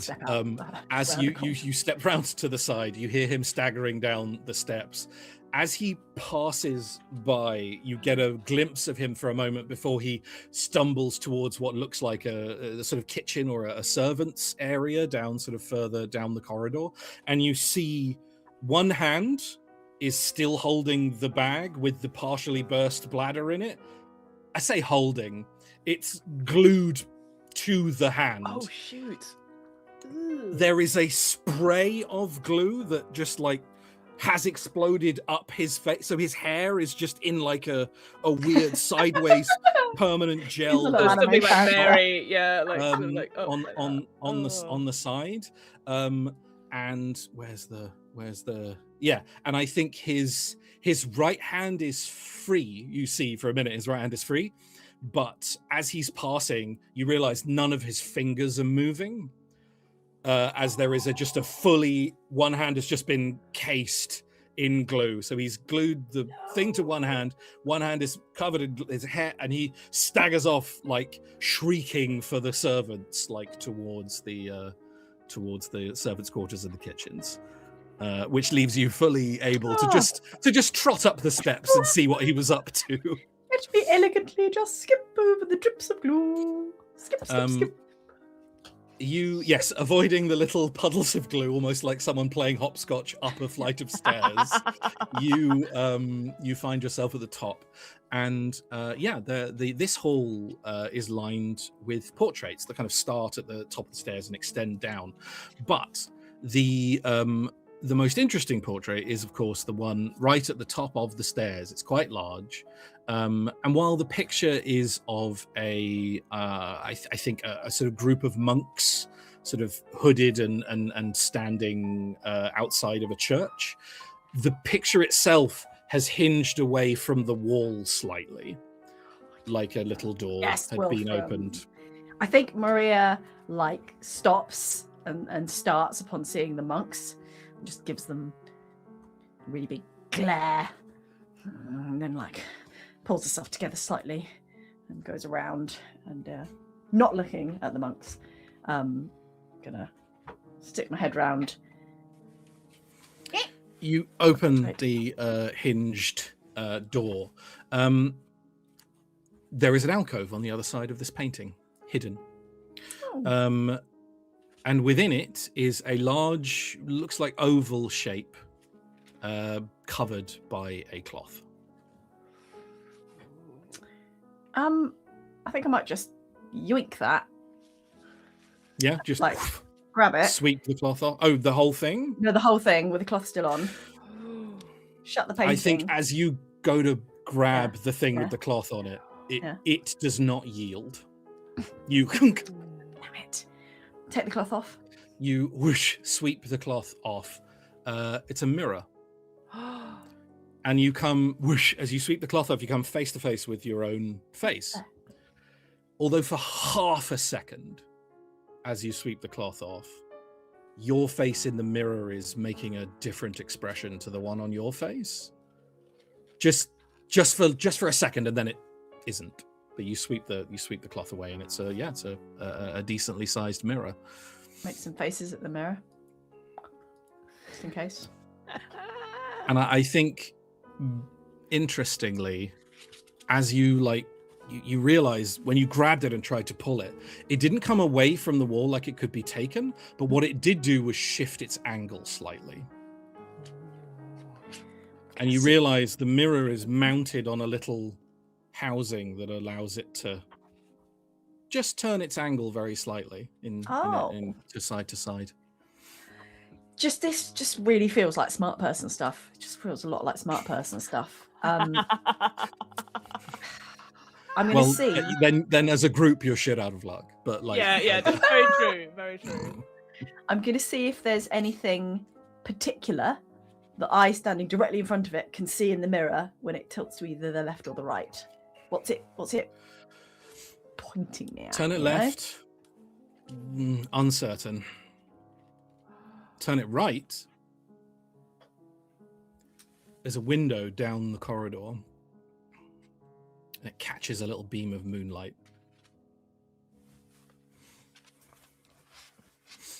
Right. When it catches the beam of moonlight, if I step aside, does that moonlight hit anywhere? You step to the side and you see that beam very faintly, because it's a well-lit, it's not dark here, but you can just about detect it. Yeah. You see that beam kind of lance straight across the balcony over the top of the ballroom. Yeah. And hit something else with a glint and then bounce off in another direction. Oh, no. Into the house. Okay. I'm gonna peer at the spot, make sure I can remember what it is, and then I'm gonna close the painting and skip merrily off down a non-glue covered staircase somewhere else. Perfect. Maria, as you re-enter the party, which I'm assuming you're doing, you come face to face with Beatrice. Oh, hello. Any luck? I don't know. Yeah, maybe. Yes, maybe. I'm just following moonlight that could be a clue to a place. How about you? Oh, I look around. I assume people are still dancing. So I grab Maria and I start dancing with her. Yes. Well, good news on my part. I don't know what you're doing, but I'm sorry. Without a dice roll, again, just your own little dance floor appears, but it's the kind where no one's looking at you. Yeah, perfect. Just everyone knows you're there and what you're doing, but it's just I can't even. The cringe level is so high. They're ooh. Yeah, it's dreadful. Well, good news. Well, I've got good news and I've got bad news. Good news, I have some intel, and I'll produce the book from my bosom. I've got some stuff about Lady Calmorton and stuff to do with angles. And things hitting and reflections and stuff. Smart person stuff. It's exactly that moment that Eleanor bursts back into the ballroom, screaming. There's been an attack! Oh! There's wild animals everywhere in the grounds! Run for your lives! All right. Oh, hi, ladies! No, you don't get off that easily. I'd like a dice roll, please, Emily. However, this is you know what? This is our first desperate action of the game. Yeah. But I could have just left him. Why didn't I just leave him anyway? I don't know, but this is what you wanted. This is our first desperate action of the game. Team distraction is great. So, but you have burst in. You're clearly, your dress is a little torn. Oh, you've got a little bit of blood on you. So you're selling this quite well. Yeah. So I think the position is desperate, but I think the effect is superb. If you can nail this, this is gonna be nailed. But if you can't, this might be bad for you. Are we able to help him? Yeah, can we help him? I'm so glad you asked. Yes, of course you can. So you can. Shall I say what I'm hoping to use? Yes, of course. Maybe that will help. So I am hoping you will let me use wit for this. Because this is very much, she knows what she is saying. She knows what she is trying to do. She is trying to get all the big, strong men to go outside and go and find the animals in the hedge maze. That's the vibe that she wants to happen. Basically to clear people to the wards where the strong alphas out there. Yeah, yes, absolutely. Okay. Okay, great. So, in order to distract distract the fearful people away from the area, and to what? Sorry, just so I understand, to like send the soldiery menfolk. Yeah, out, or just out to anyone hunt who feels animals. like they want to go help, you know? Sure. Less Like people some here. people might want to go Got it. see a dead body. Some people might want to go find the animals. Some people might just be curious, you know? Some people might want to go home in a path. carriage or something. Yeah, they're Some either people running might just wanna away go, or they need to go do Okay. something. Yeah. So, you could lead a group action. Leading the group action would mean everybody rolls the same action, but if one of you succeeds, the whole group succeeds. So that would involve you two getting involved in selling this story. Okay. The only thing with that is that whoever's leading the group action takes 1 stress for each failed roll in the group action, if that makes sense. I do not So that want to can start be quite howling costly. right now. And you can also, I would say, it is rules as written, take 1 stress to assist for a better effect. But in this moment, I'm going to say, if Sharmany's got a stress to spend, you could do that to give Emily an extra dice. Okay. Yes, I would like to do that. I would like to spend one perfect. Okay, so I'm getting an extra dice on top. You're getting 1 dice. Because I'm going to like basically hype up the cloud. In fact, I'm going to say, you're talking about like wild animals and did you mention the maze, I think? I'll be like, where the hedge maze? I think I shall scream like, no, the legend of the monster in the maze. It's real. All right. Yes. Here we go. How many dice are you rolling, Emily? 4. That's a good number of dice. Come on. Good number of dice. Get rid of them. That's 2 6s, baby. And a 2 and a 3, but fuck them. 2 6s. 2. All right. Those are the good numbers. We've not had a full success plus some advantage, yes? Yeah. Huge. Okay. Ow. And you, but you don't howl. I don't howl though. You don't howl. No, howl Emily in just- her heart. She howls inside. There is a brief silence, and then panic and screaming begins. You see at least sort of 3 or 4 ladies and gentlemen, just for the look of the thing, immediately faint. Just straight Look at my down. shoulder. You see a few people sort of like just dash for the door, like to leave the mansion. Like you see one like small group just rushing with someone at the head being like, "Bring my cart around, the monster's here!" As they just sort of charge away. Just chaos and people just scattering out of the ballroom. I grab a drink as a waiter runs by, like, thank you. And then you see from the corner where they were all throwing knives, you see all of the military lads who were in their dress uniform. You see one of them stand up and go, "You heard the lady, lads!" And they all grab like a pull cue, and and some of them have got weapons, and they just sort of en masse like charge out into the grounds. And like as they do charge out into the grounds, after a brief pause, you do start to hear gunfire almost immediately. And you've no idea what they're shooting at. But It's fine. Bit of chaos never hurt. And the ballroom is I'm not going to say it's instantly empty, but you have caused so much panic that is now the central kind of focus of the party, is people panicking about what's happening, rushing outside, leaving, consoling people who fainted. You've created chaos in which no one is paying any attention to you guys. Great. I will run to them and be like, "Oh, it was so dreadful." Anyway, so I've murdered one. Oh, brilliant. I've also got one too, so that's 2 down. Good, great. No, good. Melsingham rushes up with his wig, which as he's running has fully flipped all the way around and covered his face, and he arrives and just switches it back around. And "I don't know what you've done, ladies, but it appears to be having a very specific effect. Strike while the iron's hot, I think, and I'll see if I can keep people panicked. Oh no, a beast!" And he charges off and just sort of tries to continue sowing chaos. So I heard that the butler has the key, but actually, I've got this, and I will pull out one of my special items, which is a skeleton key. Oh, So, hell yeah, it is. I think we could. This is pretty good. This thing. So I just like tons of keys on a ring. So Oh, Just like- Really? Like before we go hunting like moonbeams and that, I'm super stoked that you guys like killed your guys. But like, did either of you get a proposal yet? Not that it's competition. I think I probably could have done, but I did But you stab him in the didn't, heart. 'cause you killed him. Oh, interesting. you know what? It was on the knife edge. It could have been murder or proposal. But Right. yeah, I thought I was going to get a kiss. Oh. Next time. There's still another Next one time, up. next time. still There's one two up. left. There's two left. Oh yeah. Top info. Darren. Yes.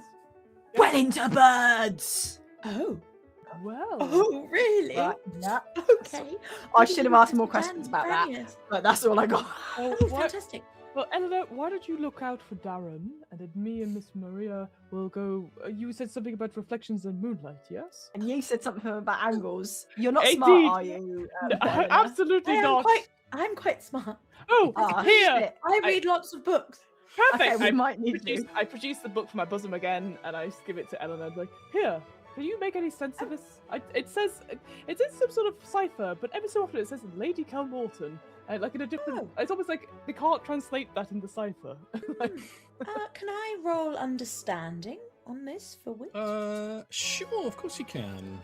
I think you're in a pretty controlled position. I think your effect is a little limited, I think, just given the nature of Yeah. this book. But Yeah. unless you've got anything you want to pull out of your bag of tricks that might help with understanding a weird journal. I have no idea what you have Okay. in your... Scissors? Probably not. I think you Small cut it up page. and put the things in. Together, yeah.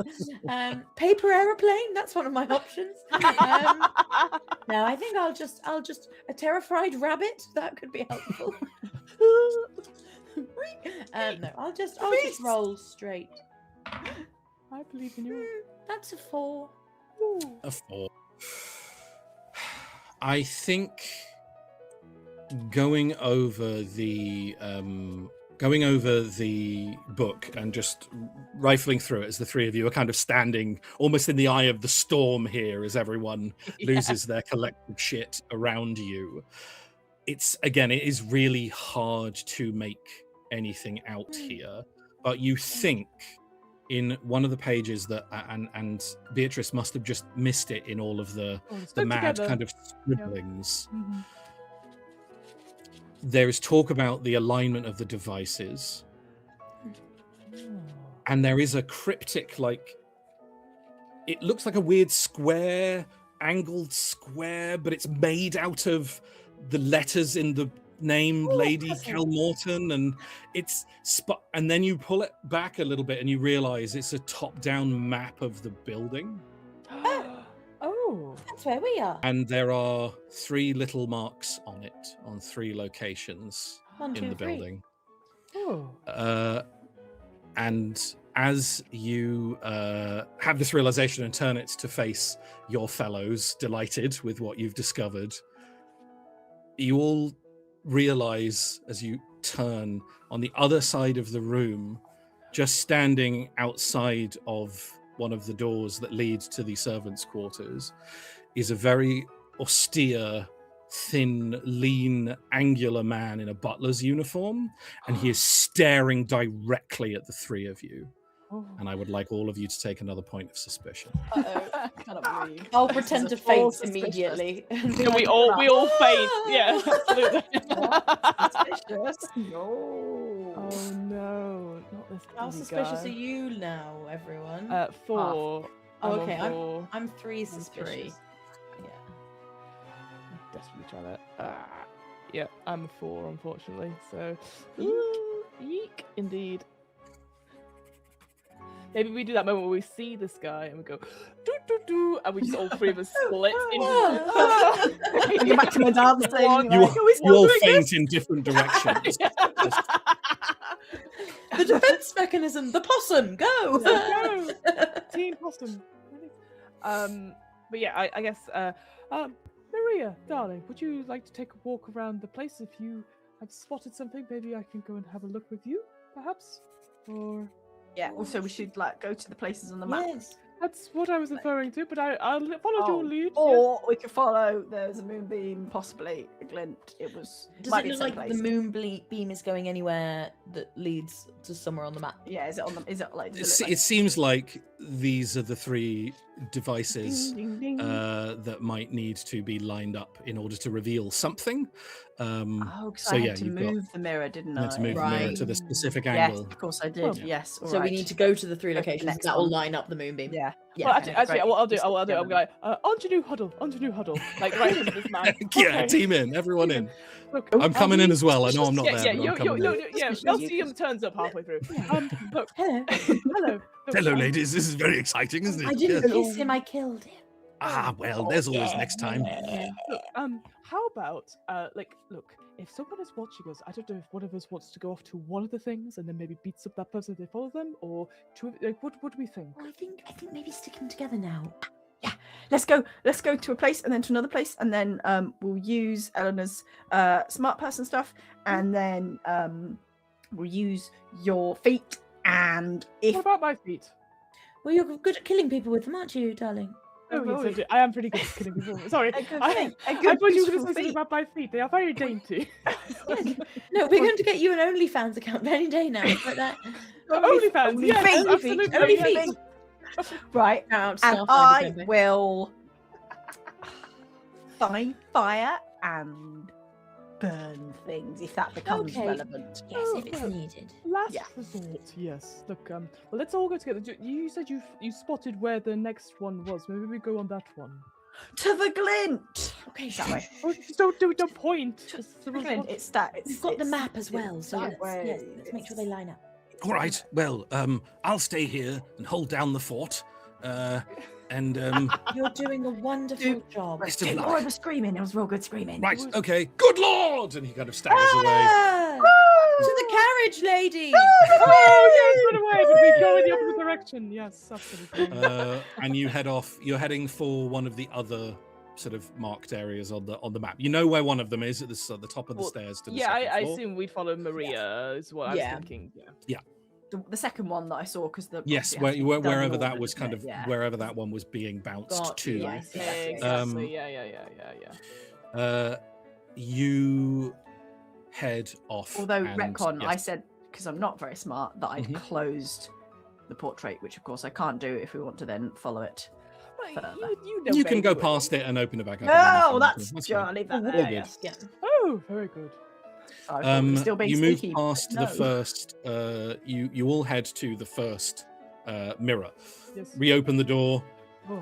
Consult the book and align at exactly the correct angle. No, 2 Uh, degrees north. And then Other north, yes. Not your north. Oh, my north. Yes. We're all the same north. North is left. north.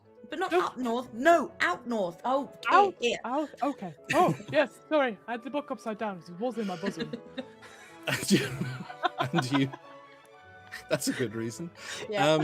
And you dash following this faint beam to the balcony that overlooks the ballroom, where you can see more of this kind of chaos taking place. It's still intermittent gunfire happening outside, Oh, dear. and you run around the sort of full extension of that balcony that overlooks the ballroom to see. There's like set up in like right near where the wall meets the ceiling here. There is this tiny little mirror that has been embedded there and angled at a certain. Doesn't look movable like the others. It's clearly just there to receive and bounce the moonlight in another direction. I'll follow. I'll follow. And you continue following that way, and it leads you to a big, heavy door, and reaching out, it's locked. It's not very subtle, is it? Big heavy door. I thought it was gonna be like secret shit. Well, it's locked. Oh, but You don't need to be subtle if it's locked, does it? you've got keys, haven't you, Eleanor? Yes. Skeleton Don't key. worry. I'll start trying. You keep watch. Okay. Oh right, yeah. That one. Yeah. Oh, God. This one. No. Give me a roll, please. I believe it's going to increase your effect. I believe Mhm. having I your feel this skeleton is key. very much slight. Yes, I think so too. I think you're in a risky position, just because if you get caught breaking into a room, that could be bad. Yeah, I agree. But I think your effect is reasonable with the skeleton key. Here we go. Wham! 5. With a 5.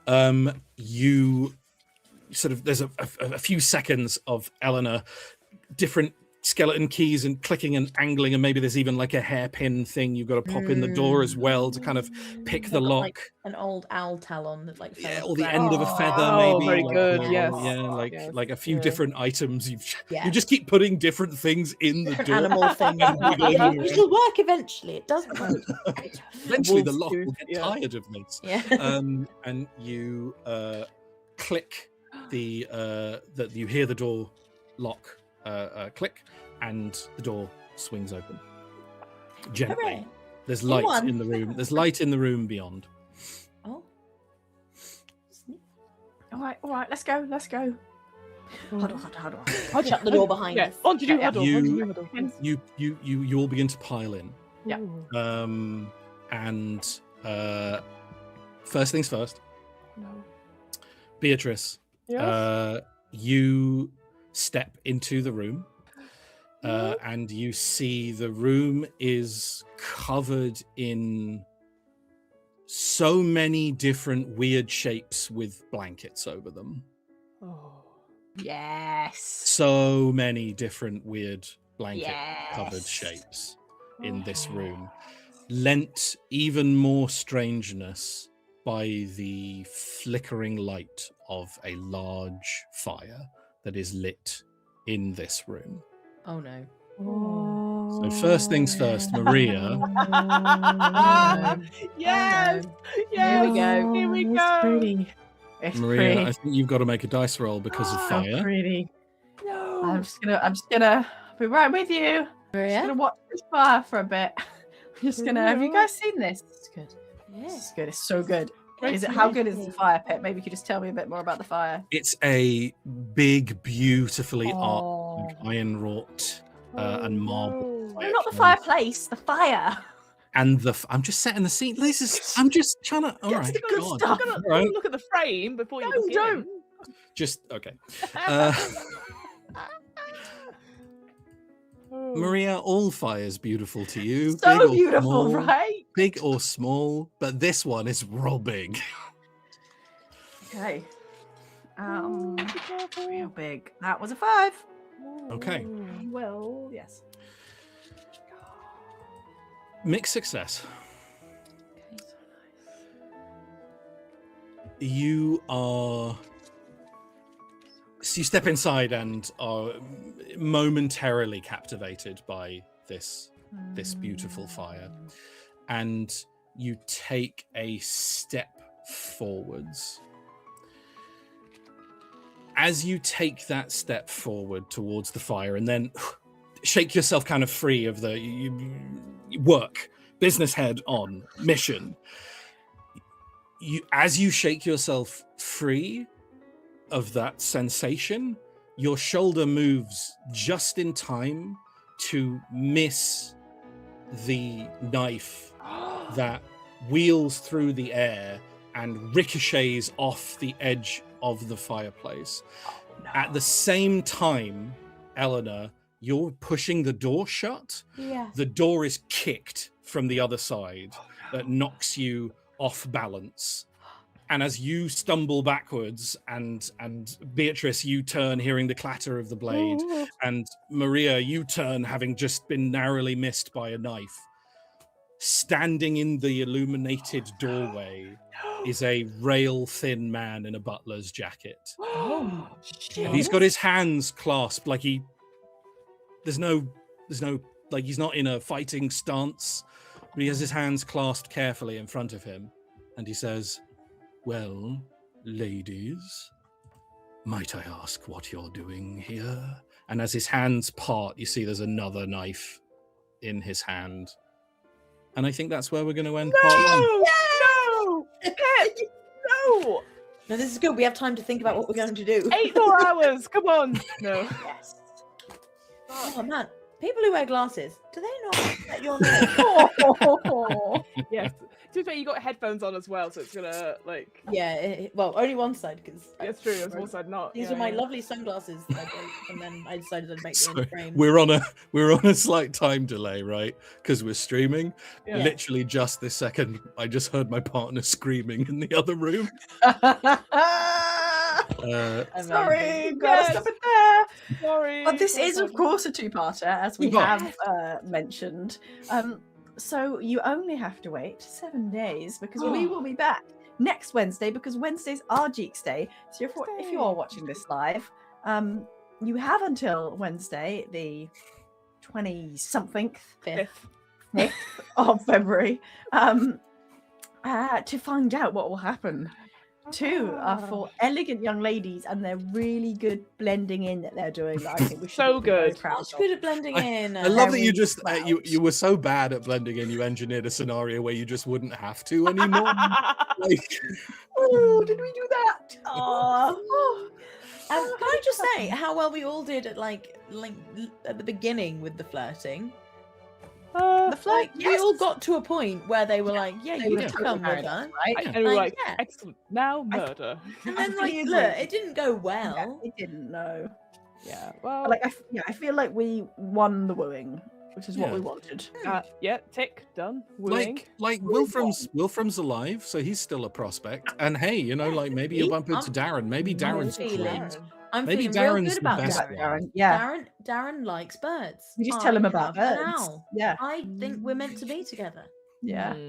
I love that that's where we've gone. I'm pretty sure I didn't say that, but that's fine. You said the Someone word said birds. I said something about birds. You did say It's something fine. about birds. We'll hey guys, you know what? come back in part 2 to find out We think it's how that he Darren really likes feels birds, about and birds. that's Oh, what we're no. sticking with. Okay, he Does he really hate likes birds. Hang out with birds, bird facts. Come back What? next Yes, week it for is. some bird facts and to find out how it all ends up, and to meet Darren maybe. But before we go, we have. Well, first of all, Pip, is there anything you'd like to plug at all? Because you are an Oh, amazing guest. gosh. Well done for Pip, who's had to deal with us herding Yes, cats fateweaver. whilst flirting with us all. Yeah, Obviously, well. is there anything you'd like to plug Pip at all? Yes, I love flirting with cats. Yeah. Uh, is there anything I want to plug? What do I do? Am I anyone? Realms of You Peril can, of yeah. Glory? You can find me if you check out the podcast Realms of Peril and Glory, where right now we are about to take a short break from our final second Vale campaign, where I play a nice dwarf. We're about to take a mid-season break from that and come back with the final Liminal London mystery. If you know Liminal, because you might, because Sharmany's been on it, and Fiona has also been on a live streamed Actual Play UK one we did. So they both feature as canon characters in the Liminal universe. Yep. It is a urban fantasy set in London, like werewolves and magic and monsters and all kinds of cool stuff. We're coming to the end of that, doing our last mystery there. So Realms of Peril and Glory at Realms Pod on socials and realmspod.com, I think, if you want the website. Yeah. So that's where you can find it. And if you want to find me not there, I'm at Pip Gladwin on Blue Sky. Yeah. Woo. Mysterious. He's hiding. Yes, I'm masking my identity. Whoa. Could be anyone. Could be anyone. Us RPGeeks, we are the RPGeeks. Hopefully, you know that because you're watching this. But as well as hanging out here on YouTube, on the socials at RPGeeks D&D, we also have a lovely little Patreon. And on our lovely little Patreon, we have some lovely little patrons. They might be Yes. various sized. We have a mixture of sized patrons, and sometimes those patrons work their way into the world, our games, the world perhaps of Teeth, Blood Cotillion. Ooh. Yes. Which patrons are we We got- placing today? We've got two. We've got two new patrons. We've got Neil as our first one. So Neil. everything. Okay. Where do we think Neil will be in our world of? One of the weird shapes with a blanket over it. That's what I was thinking. Okay, Neil, congratulations. You're a weird shape with a blanket. There's just eye holes in it, like looking around, terrified. Yes. Well, we'll Sorry, see. Neil. We'll find out next I mean, time. thank you very much, Neil, but also sorry, Neil. All right. Man. And the second patron we have is like Someone else do it. That didn't go down. No, well. we're having Neil. We're no, I that's Neil. mean, that's Yeah. what I was going to suggest. The next person we have is Lycan S, ESTH. Yes. Lycan S. Okay. S. Where do we think we put them in the world? I had an idea Yes. that maybe in the gardens of this lovely manor house, there's like a real what you did various animal noises. Maybe not a wolf, but like Ow. like a bird. Like there was like some sort of bird noises. Oh, you did a cuckoo. That's what it was. There's this like real cuckoo. Maybe like it's a cuckoo looking for like another cuckoo to like settle down together. Parasitize other birds' nests together romantically. Cuckoos are cool. And are they one of the birds that's now being shot at by all the people in the garden? No. Well, I'm not very good at this whole putting patrons in the game thing. Yeah. They're two of our new patrons, and we're like, well, one of you is probably One of you is a about weird to shape, die, and the other and one of them is definitely a dead. bird who's getting shot at. Welcome to the world of the RPGeeks. Don't worry, don't worry, guys. It's usually not me. Oh, Pip, we love it when It's it's quite funny. often that bad for the patrons. Yes. Look, That is the cuckoo will be fine. No animals will be killed in the progress of this story, but they might have like a really stressful absolutely not. So yes. Yeah. That's true. I can kill as many brothers as I want. But, It will yeah. be. sorry, Oh, you we'll can kill kill the them. brothers. Yes. Thank you. Yes. Brilliant. And with that, I think we shall wrap up for tonight, and we shall see you all on social media in the future. We'll be in your ears. We'll be on your screens next week on the RPGeeks. Thank you. Good night. Bye. Bye.